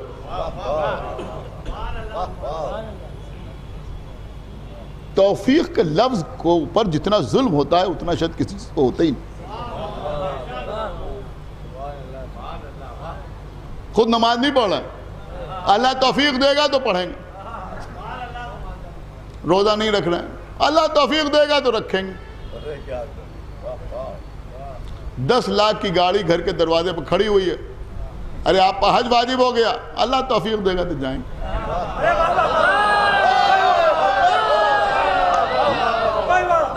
کیا مطلب؟ آپ سمجھ رہے ہیں میری بات؟ اس کا کیا مطلب ہو؟ آپ کو اللہ نے ماشاءاللہ اتنی دولت دی ہے, زیارت کے لیے آپ نہیں جا رہے ہیں, مولا بلائیں گے تو جائیں گے.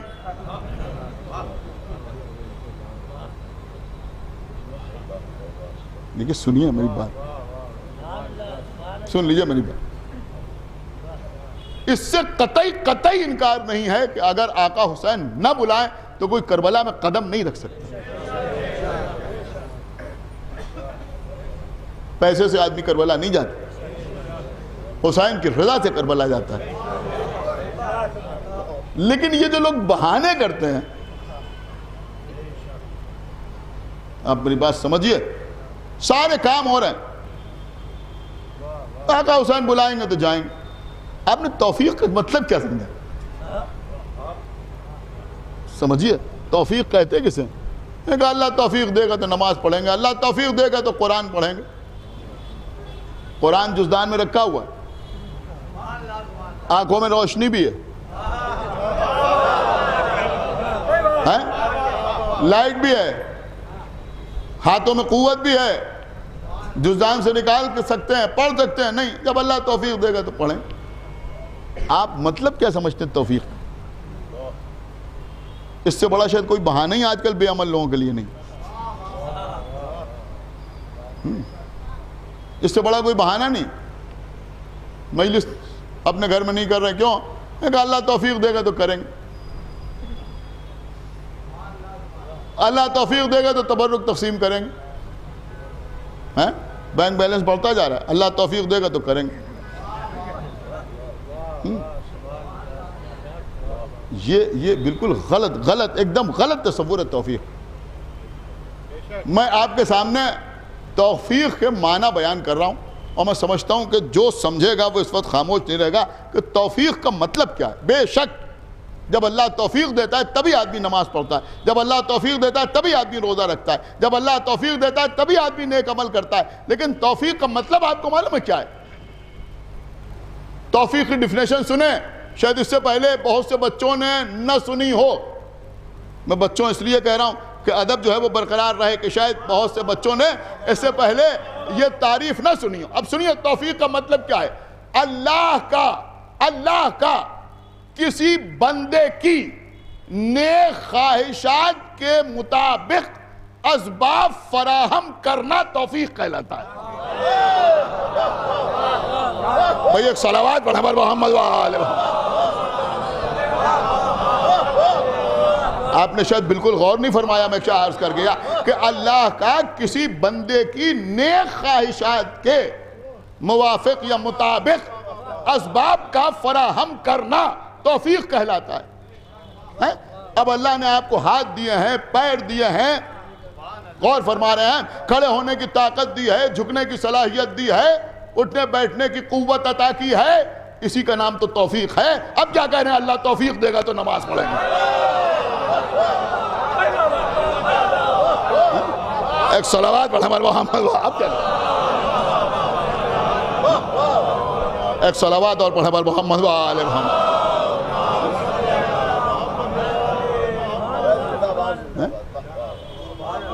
بھیا آپ کی نیک خواہش تو ہو، یہاں تو نیک خواہش ہی نہیں ہے، ہزار بہانے ہیں۔ حج کے لیے رقم موجود ہے، یہ ہو جائے، وہ ہو جائے، وہ ہو جائے، وہ ہو جائے، وہ ہو جائے۔ آپ دیکھیے، اب میں کیسے آپ کی خدمت میں عرض کروں کہ زیادہ تر افراد کا مسئلہ یہ ہے کہ وہاں تک دین کے حامی ہزاروں، جہاں تک ہاتھ سے دنیا نہ جائے۔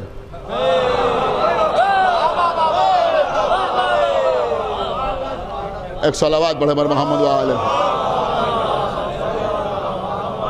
وہاں تک دین کے حامی ہزاروں، جہاں تک ہاتھ سے دنیا نہ جائے۔ ایسے تمام مسائل فوراً سمجھ میں آ جاتے ہیں، فوراً سمجھ میں آ جاتے ہیں۔ ارے بھائی بیٹیاں ہیں، حج کے لیے کیسے چلے جائیں؟ کس کتاب میں یہ مسئلہ پڑھا؟ کس کتاب میں یہ مسئلہ پڑھ لیا؟ بھائی اتنی سی بیٹیاں ہیں۔ ایک صلوات پڑھے بر محمد وآلہ محمد۔ غور کر رہے ہیں آپ؟ میں کہا نہیں ہم حج کے لیے نہیں جائیں گے۔ کیوں؟ ابھی بیٹیاں ہیں۔ صرف مسئلہ اتنا سا ہے قبلہ کہ اگر بیٹیاں ہیں اور حج کی رقم آپ کے پاس موجود ہے اور مسئلہ یہ آ جائے کہ بیٹی کی شادی کریں یا حج کے لیے جائیں، اگر یہ سامنے مسئلہ آ جائے تو ٹھیک ہے، بیٹی کی شادی کر دیجیے۔ آپ سمجھے نہیں میں کیا عرض کر رہا ہوں؟ لیکن اس کی نزاکت کو تو سمجھیے جو میں عرض کر رہا ہوں کہ بیٹی کی شادی کر دیجئے، حج کے لیے نہ جائیے۔ صرف اتنا سا مسئلہ ہے، مگر اگر اتنی ہی رقم ہے کہ حج کے لیے جائیں یا کار خریدیں تو کار نہیں خرید سکتی۔ ایک صلوات پڑھیں بر محمد، پہلے حج کے لیے۔ ایک صلوات اور پڑھ دے بر محمد وآلہ محمد۔ تو یہ توفیق والا مسئلہ جو ہے وہ عجیب و غریب لوگوں نے بنا رکھا ہے۔ میں کہا امام حسین بلائیں گے تو حج کے لیے جائیں گے، وہ بلائیں گے تو حج کے لیے جائیں گے، وہ بلائیں گے تو زیارت کے لیے جائیں گے۔ ارے آپ نے پاسپورٹ بنوایا،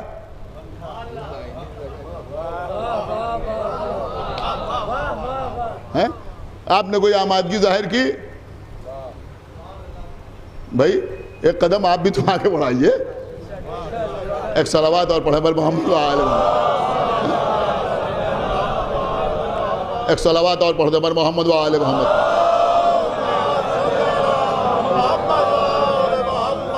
اب یہ کہ ہم تو جائیں گے تو پوری فیملی کے ساتھ جائیں گے۔ اللہ اکبر، آپ ذرا غور کریں، ہم کہاں کی بات کر رہے ہو؟ ہم جائیں گے تو پوری فیملی کے ساتھ جائیں گے۔ وہاں زہیر قین اپنی زوجہ سے کہہ رہے ہیں میں تمہیں طلاق دے رہا ہوں، میں جا رہا ہوں حسین کے پاس۔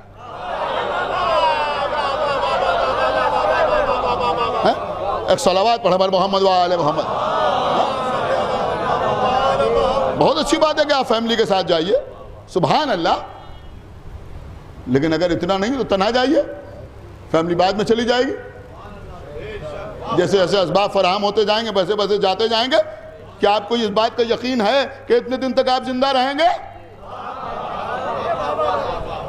ایک صلوات پڑھے بر محمد وآلہ محمد۔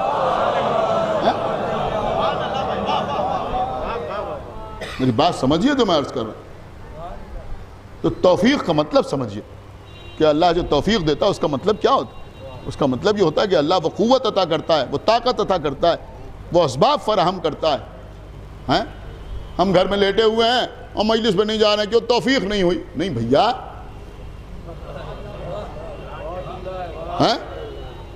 سواری نہیں تھی کیسے جائیں؟ ارے بھیا گھر سے نکلو تو، کیا سن رہے ہیں آپ؟ گھر سے نکلو تو، غور فرما رہے ہیں؟ اب ہوتا ہے یا نہیں ہوتا؟ آپ مجھے بتائیے۔ میں کہا بھائی سواری نہیں تھی، سمجھ میں نہیں آ رہا تھا اس وقت کیا ہوگا، پانی برس رہا تھا، لیکن گھر سے نکلے مجلس پہ جانے کے لیے، فوراً پتہ چلا کوئی گاڑی آگے رکی، اس سے کہاں جا رہے ہیں؟ کہا مجلس پہ جانا، کہا یہ بیٹھیے، اسے کہتے ہیں توفیق۔ ایک صلوات پڑھے بر محمد وآلہ، ویسے کہتے ہیں۔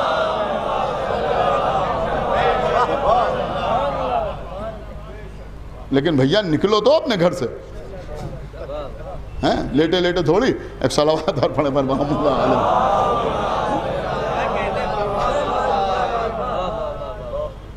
تو اللہ جسے توفیق دے. بے شک توفیق کا مطلب ہے اسباب فراہم کرنا، اسباب فراہم کرنا. بس ہم خدا کی ایسے ایسے لوگوں کو زیارت کربلا کے لیے جاتے دیکھا ہے.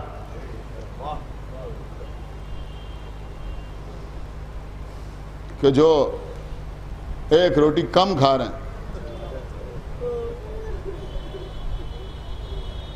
کہ یہ رقم بچے گی تو اس سے ہم زیارت سرکار سید الشہداء کے لیے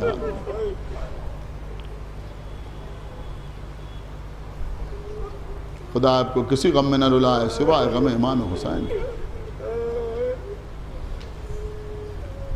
دیکھیے امام حسین کا 40 آ رہا ہے.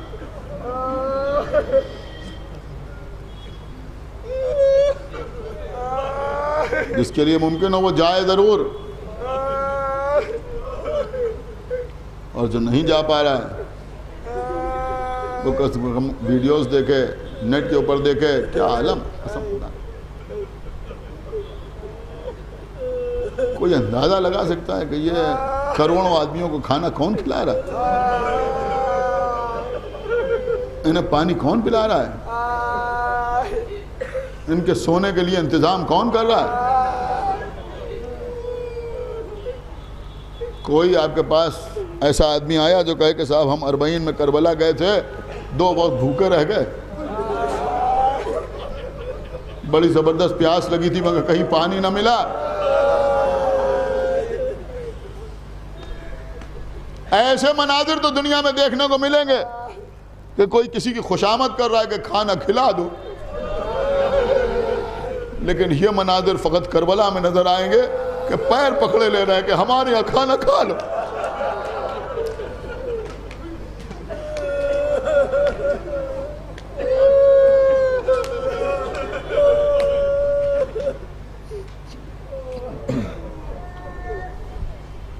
اور میں اشارتاً کہہ رہا ہوں، سمجھنا آپ کا کام. اور دیکھیے زیادہ کوشش کی ضرورت نہیں ہے، صرف ہم اپنے اپنے گھر کو سنبھال لیں، معاشرہ خود سنبھل جائے گا. اپنے گھر کی خواتین، اپنے گھر کے بچے، اپنے گھر کے افراد 40 میں حسین کے نام پر بٹتا ہوا لنگر دیکھ کر کم سے کم یہ شعور تو پیدا ہونا چاہیے کہ تبرک کیسے حاصل کیا جائے. بس باقی آپ کا کام، اس سے زیادہ میں یہاں پر کہہ نہیں سکتا. سمجھ رہے ہیں؟ اس لیے کہ نظم و ضبط حسینیوں کا شعار ہے. ہماری جان قربان، چھوٹے چھوٹے بچے ہاتھوں میں پانی کے کوزے لیے ہوئے دوڑ رہے ہیں.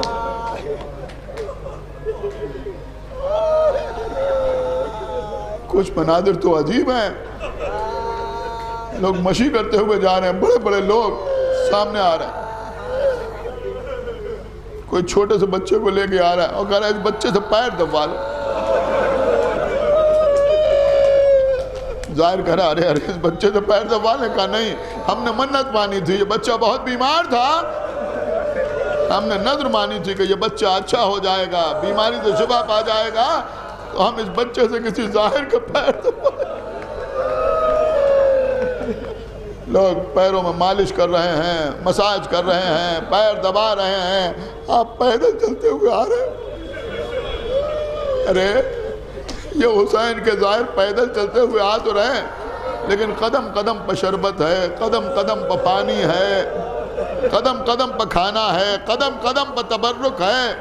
جہاں چاہتے ہیں وہاں بیٹھ جاتے ہیں، جہاں چاہتے ہیں وہاں آرام کرتے ہیں، لیکن لوگ پیر دبانے کے لیے تیار ہیں. لیکن ہمارا چوتھا امام کربلا سے کوفے، کوفے سے شام، ہاتھوں میں دوہری دوہری ہتھکڑیاں، پیروں میں دوہری دوہری بیڑیاں پڑی ہوئی ہیں.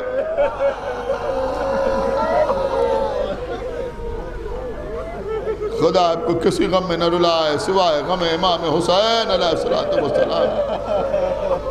عزیزوں کسی نے پوچھا ہمارے امام سے، مولا کربلا سے شام تک کس عالم میں آئے؟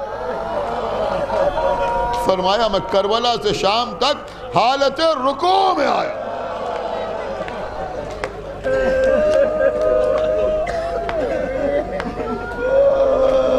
مولا کیوں؟ کہا اس لیے کہ جو زنجیر میری کمر پہ مدھی ہوئی تھی اسی کے ساتھ میرے لال محمد باقر کو باندھ دیا گیا۔ اگر میں کمر سیدھی کر کے چلتا تھا تو میرا بچہ زمین پر گر پڑتا تھا۔ بس مجلس تمام ہو گئی۔ آخری جملے، عزیزو کربلا میں امام حسین جو آئے تھے تو صرف خواتین کو لے کے نہیں آئے تھے، چھوٹے چھوٹے بچوں کو بھی لے کے آئے تھے۔ مولانا آغا مہدی صاحب قبلہ نے ایک کتاب لکھی ہے سکینہ بنت الحسین، بڑی اچھی کتاب ہے، نیٹ پہ آپ کو دستیاب ہو جائے گی۔ یہ آغا مہدی صاحب قبلہ اسی شہر کے رہنے والے تھے، بعد میں پاکستان ہجرت کر گئے تھے۔ بڑی اچھی کتابیں لکھی ہیں، تاریخ لکھنؤ بھی ان کی بہترین تصنیف ہے، اور بھی بہت سی کتابیں، ازواج النبی اور دیگر کتابیں تحریر کی۔ ان کی کتاب ہے سکینہ بنت الحسین، اس میں انہوں نے غضب کی بات لکھی۔ آقا حسین اپنے ساتھ خواتین کو لے کے آئے، اس لیے لے کے آئے کہ دنیا کو معلوم ہو کہ ہم جنگ کرنے کے لیے نہیں جا رہے، لیکن دنیا حیرت کرتی ہے کہ آقا حسین یہ چھوٹے چھوٹے بچوں کو کیوں لے کے آئے؟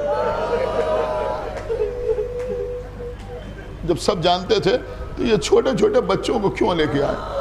بڑی غضب کی بات انہوں نے لکھی ہے۔ انہوں نے لکھا کہ بات یہ ہے کہ اگر کربلا کے میدان میں بنی ہاشم، یہ جملہ سنیے گا، آپ رو رہے ہیں، رو رو کے سنیے، انہوں نے لکھا کہ کربلا میں اگر بنی ہاشم اپنی پیاس کا اظہار کرتے تو یہ غیرت کے خلاف تھا، اور اگر غیر ہاشمی افراد یعنی انصار حسین اپنی پیاس کا اظہار کرتے تو یہ وفا کے خلاف تھا۔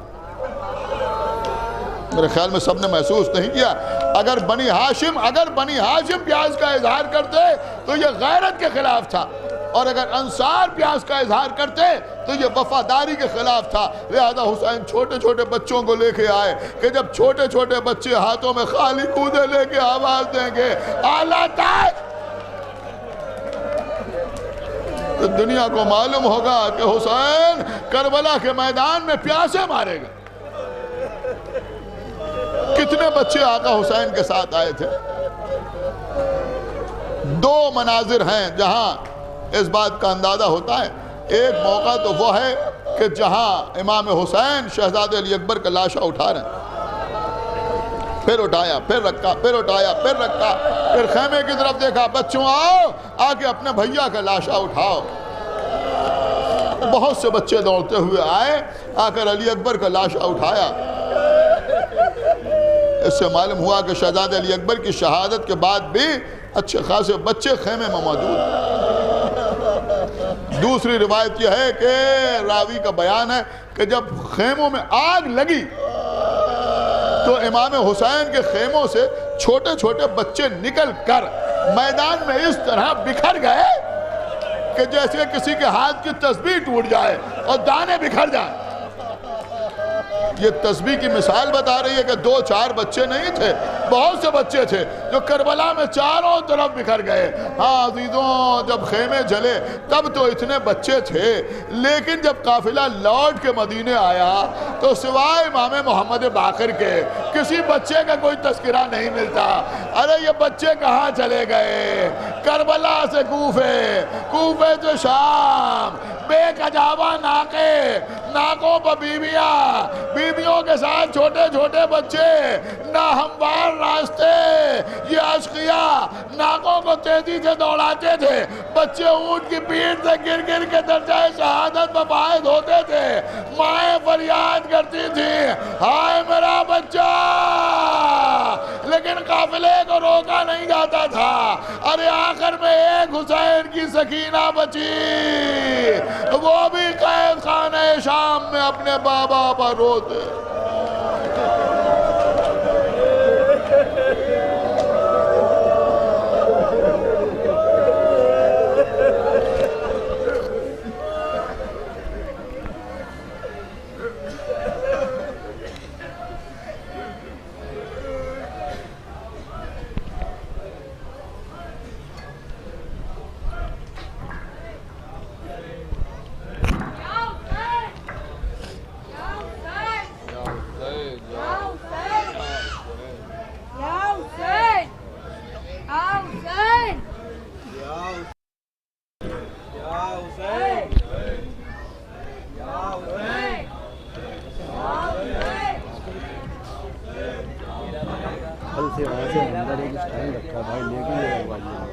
آپ دیکھ رہے ہیں کہ بھاری ہوا جا رہا ہے، باہر میں جھکا جا رہا ہے. مسئلہ یہ ہوتا ہے کہ گم میں سلوشن نہیں ہے، جو چیز اندر ہے وہ لے لو.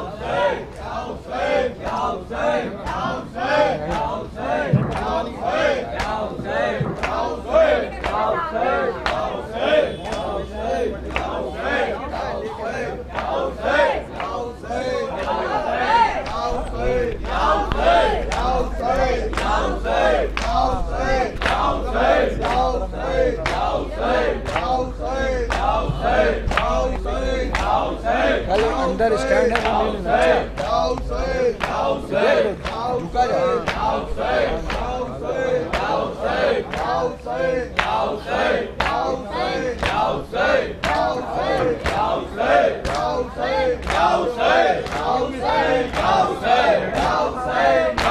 میں کیا کروں میرے جینے کی کوئی آس نہیں، تیرا جلا ہوا جھولا بھی میرے پاس نہیں، میں کیا کروں میرے جینے کی کوئی آس نہیں، تیرا جلا میرے جینے کی کوئی آس نہیں، تیرا جلا ہوا جھولا بھی میرے پاس نہیں، میں کیا کروں میرے جینے کی کوئی آس نہیں، میں کیا کروں میرے جینے کی کوئی آس نہیں، کہ تیرے بعد ستم اور ہو گئے بیٹا، کہ تیرے باپ بھی مقتل میں سو گئے بیٹا، بہت غریب کوئی نہیں یہاں میرا، میں کیا کروں میرے جینے کی کوئی آس نہیں، میں کیا کروں میرے جینے کی کوئی آس نہیں، لگی تھی آگ جو جھولے میں وہ بجھاتی رہی، سمجھ کے تیری امانت گلے لگاتی رہی، مگر لائی نہائے وہ مجھ سے چھین لیا، میں کیا کروں میرے جینے کی کوئی آس نہیں، میں کیا کروں میرے جینے کی کوئی آس نہیں، میں کیا کروں کہ تیری یاد مجھ کو آتی ہے، کہاں یہ غم زدہ مادر سکون پاتی ہے، بچا نہیں ہے کوئی میرا آسرا بیٹا، میں کیا کروں میرے جینے کی کوئی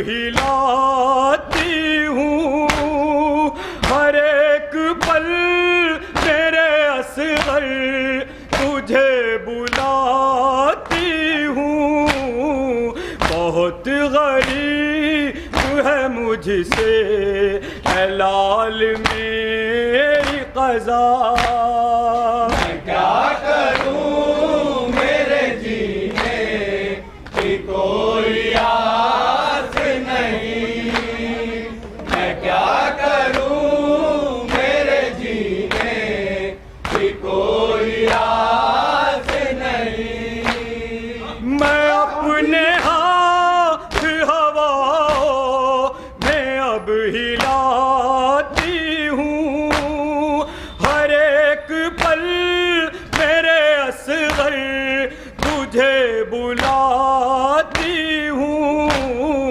بہت قریب ہے مجھ سے اے لال میری قضا میں کیا کروں میرے جینے کی کوئی آس نہیں میں کیا کروں میرے جینے کی کوئی آس نہیں میرا سکون تھا میرا جگر تیرا جھولا جلا ہوا ہی صحیح تھا مگر تیرا جھولا مگر لائی نہارے یہ ظلم مجھ پر کیا میں کیا کروں میرے جینے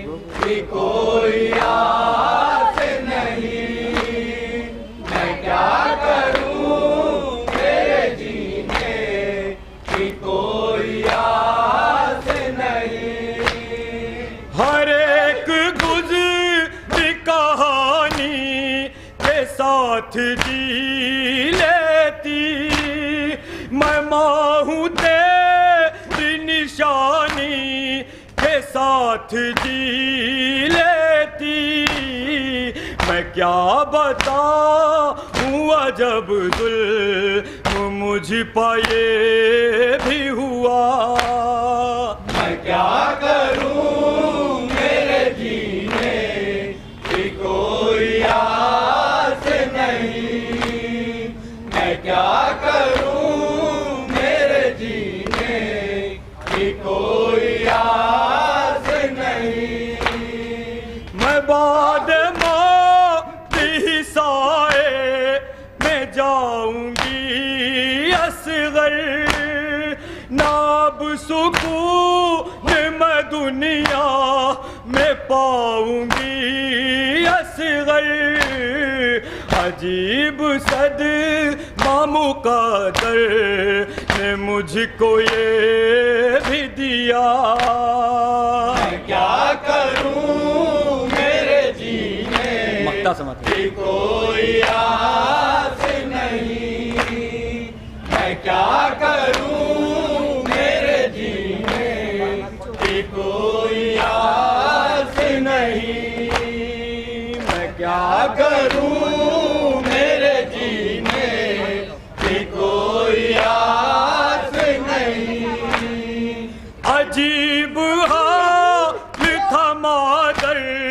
دائے شرر نقوی وہ اپنے نور نظر سے یہ بین کرتی رہی کیوں میں کیسے میرے لال اے میرے بیٹا میں کیا کروں میرے جینے کی کوئی آس نہیں میں کیا کروں میرے جینے کی کوئی آس نہیں میں کیا کروں میرے جینے کی کوئی آس نہیں میں کیا کروں میرے جینے کی کوئی آس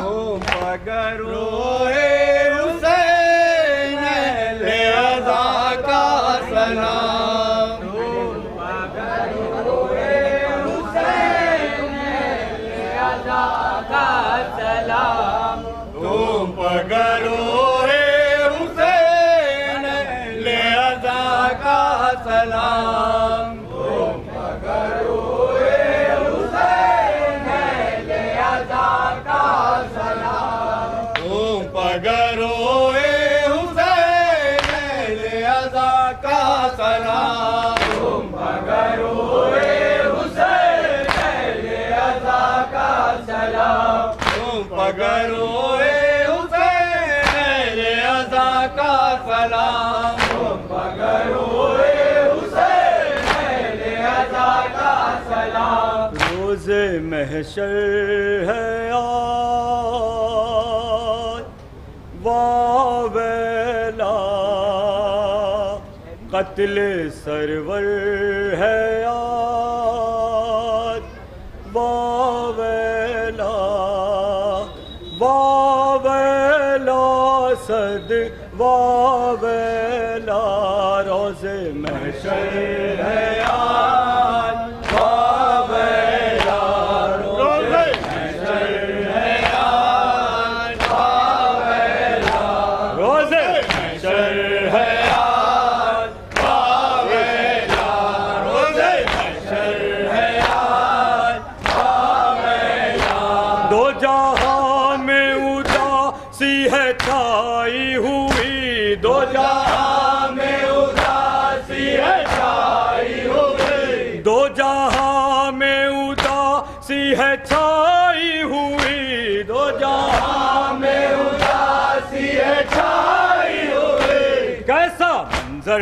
ہے آج واویلا روز محشر ہے آج واویلا روز محشر ہے آج واویلا چومتے تھے جسے مصطفیٰ وہ گلا چومتے تھے جسے مصطفیٰ وہ گلا چومتے تھے جسے مصطفیٰ وہ گلا چومتے تھے جسے مصطفیٰ وہ گلا زیر خنجر ہے آج واویلا روز محشر ہے آج واویلا روز محشر ہے آج واویلا فاطمہ نے کہا ظالموں میں گھرا فاطمہ نے کہا ظالموں میں گھرا فاطمہ نے کہا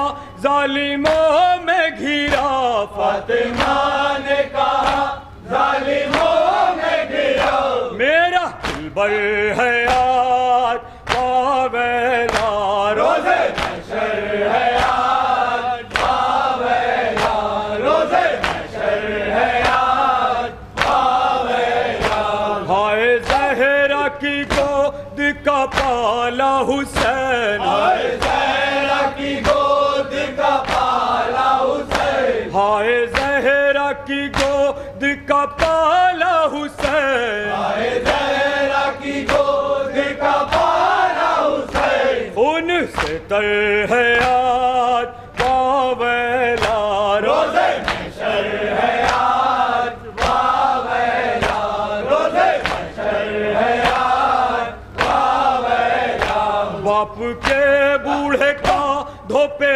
ہائے ستم باپ کے بوڑھے کا دھوپے ہائے ستم باپ کے بوڑھے کا دھوپے ہائے ستم باپ کے بوڑھے کا دھوپے ہائے ستم لاش اکبر ہے آج واویلا روز محشر ہے آج واویلا روز محشر ہے آج واویلا ہائے غربت یتیم کی دہلیز پر ہائے غربت یتیم کی دہلیز پر ہائے غربت یتیم کی دہلیز پر ہائے غربت یتیم کی دہلیز پر شاہ کی کر ہے آج باویلا روزے محشر ہے آج باویلا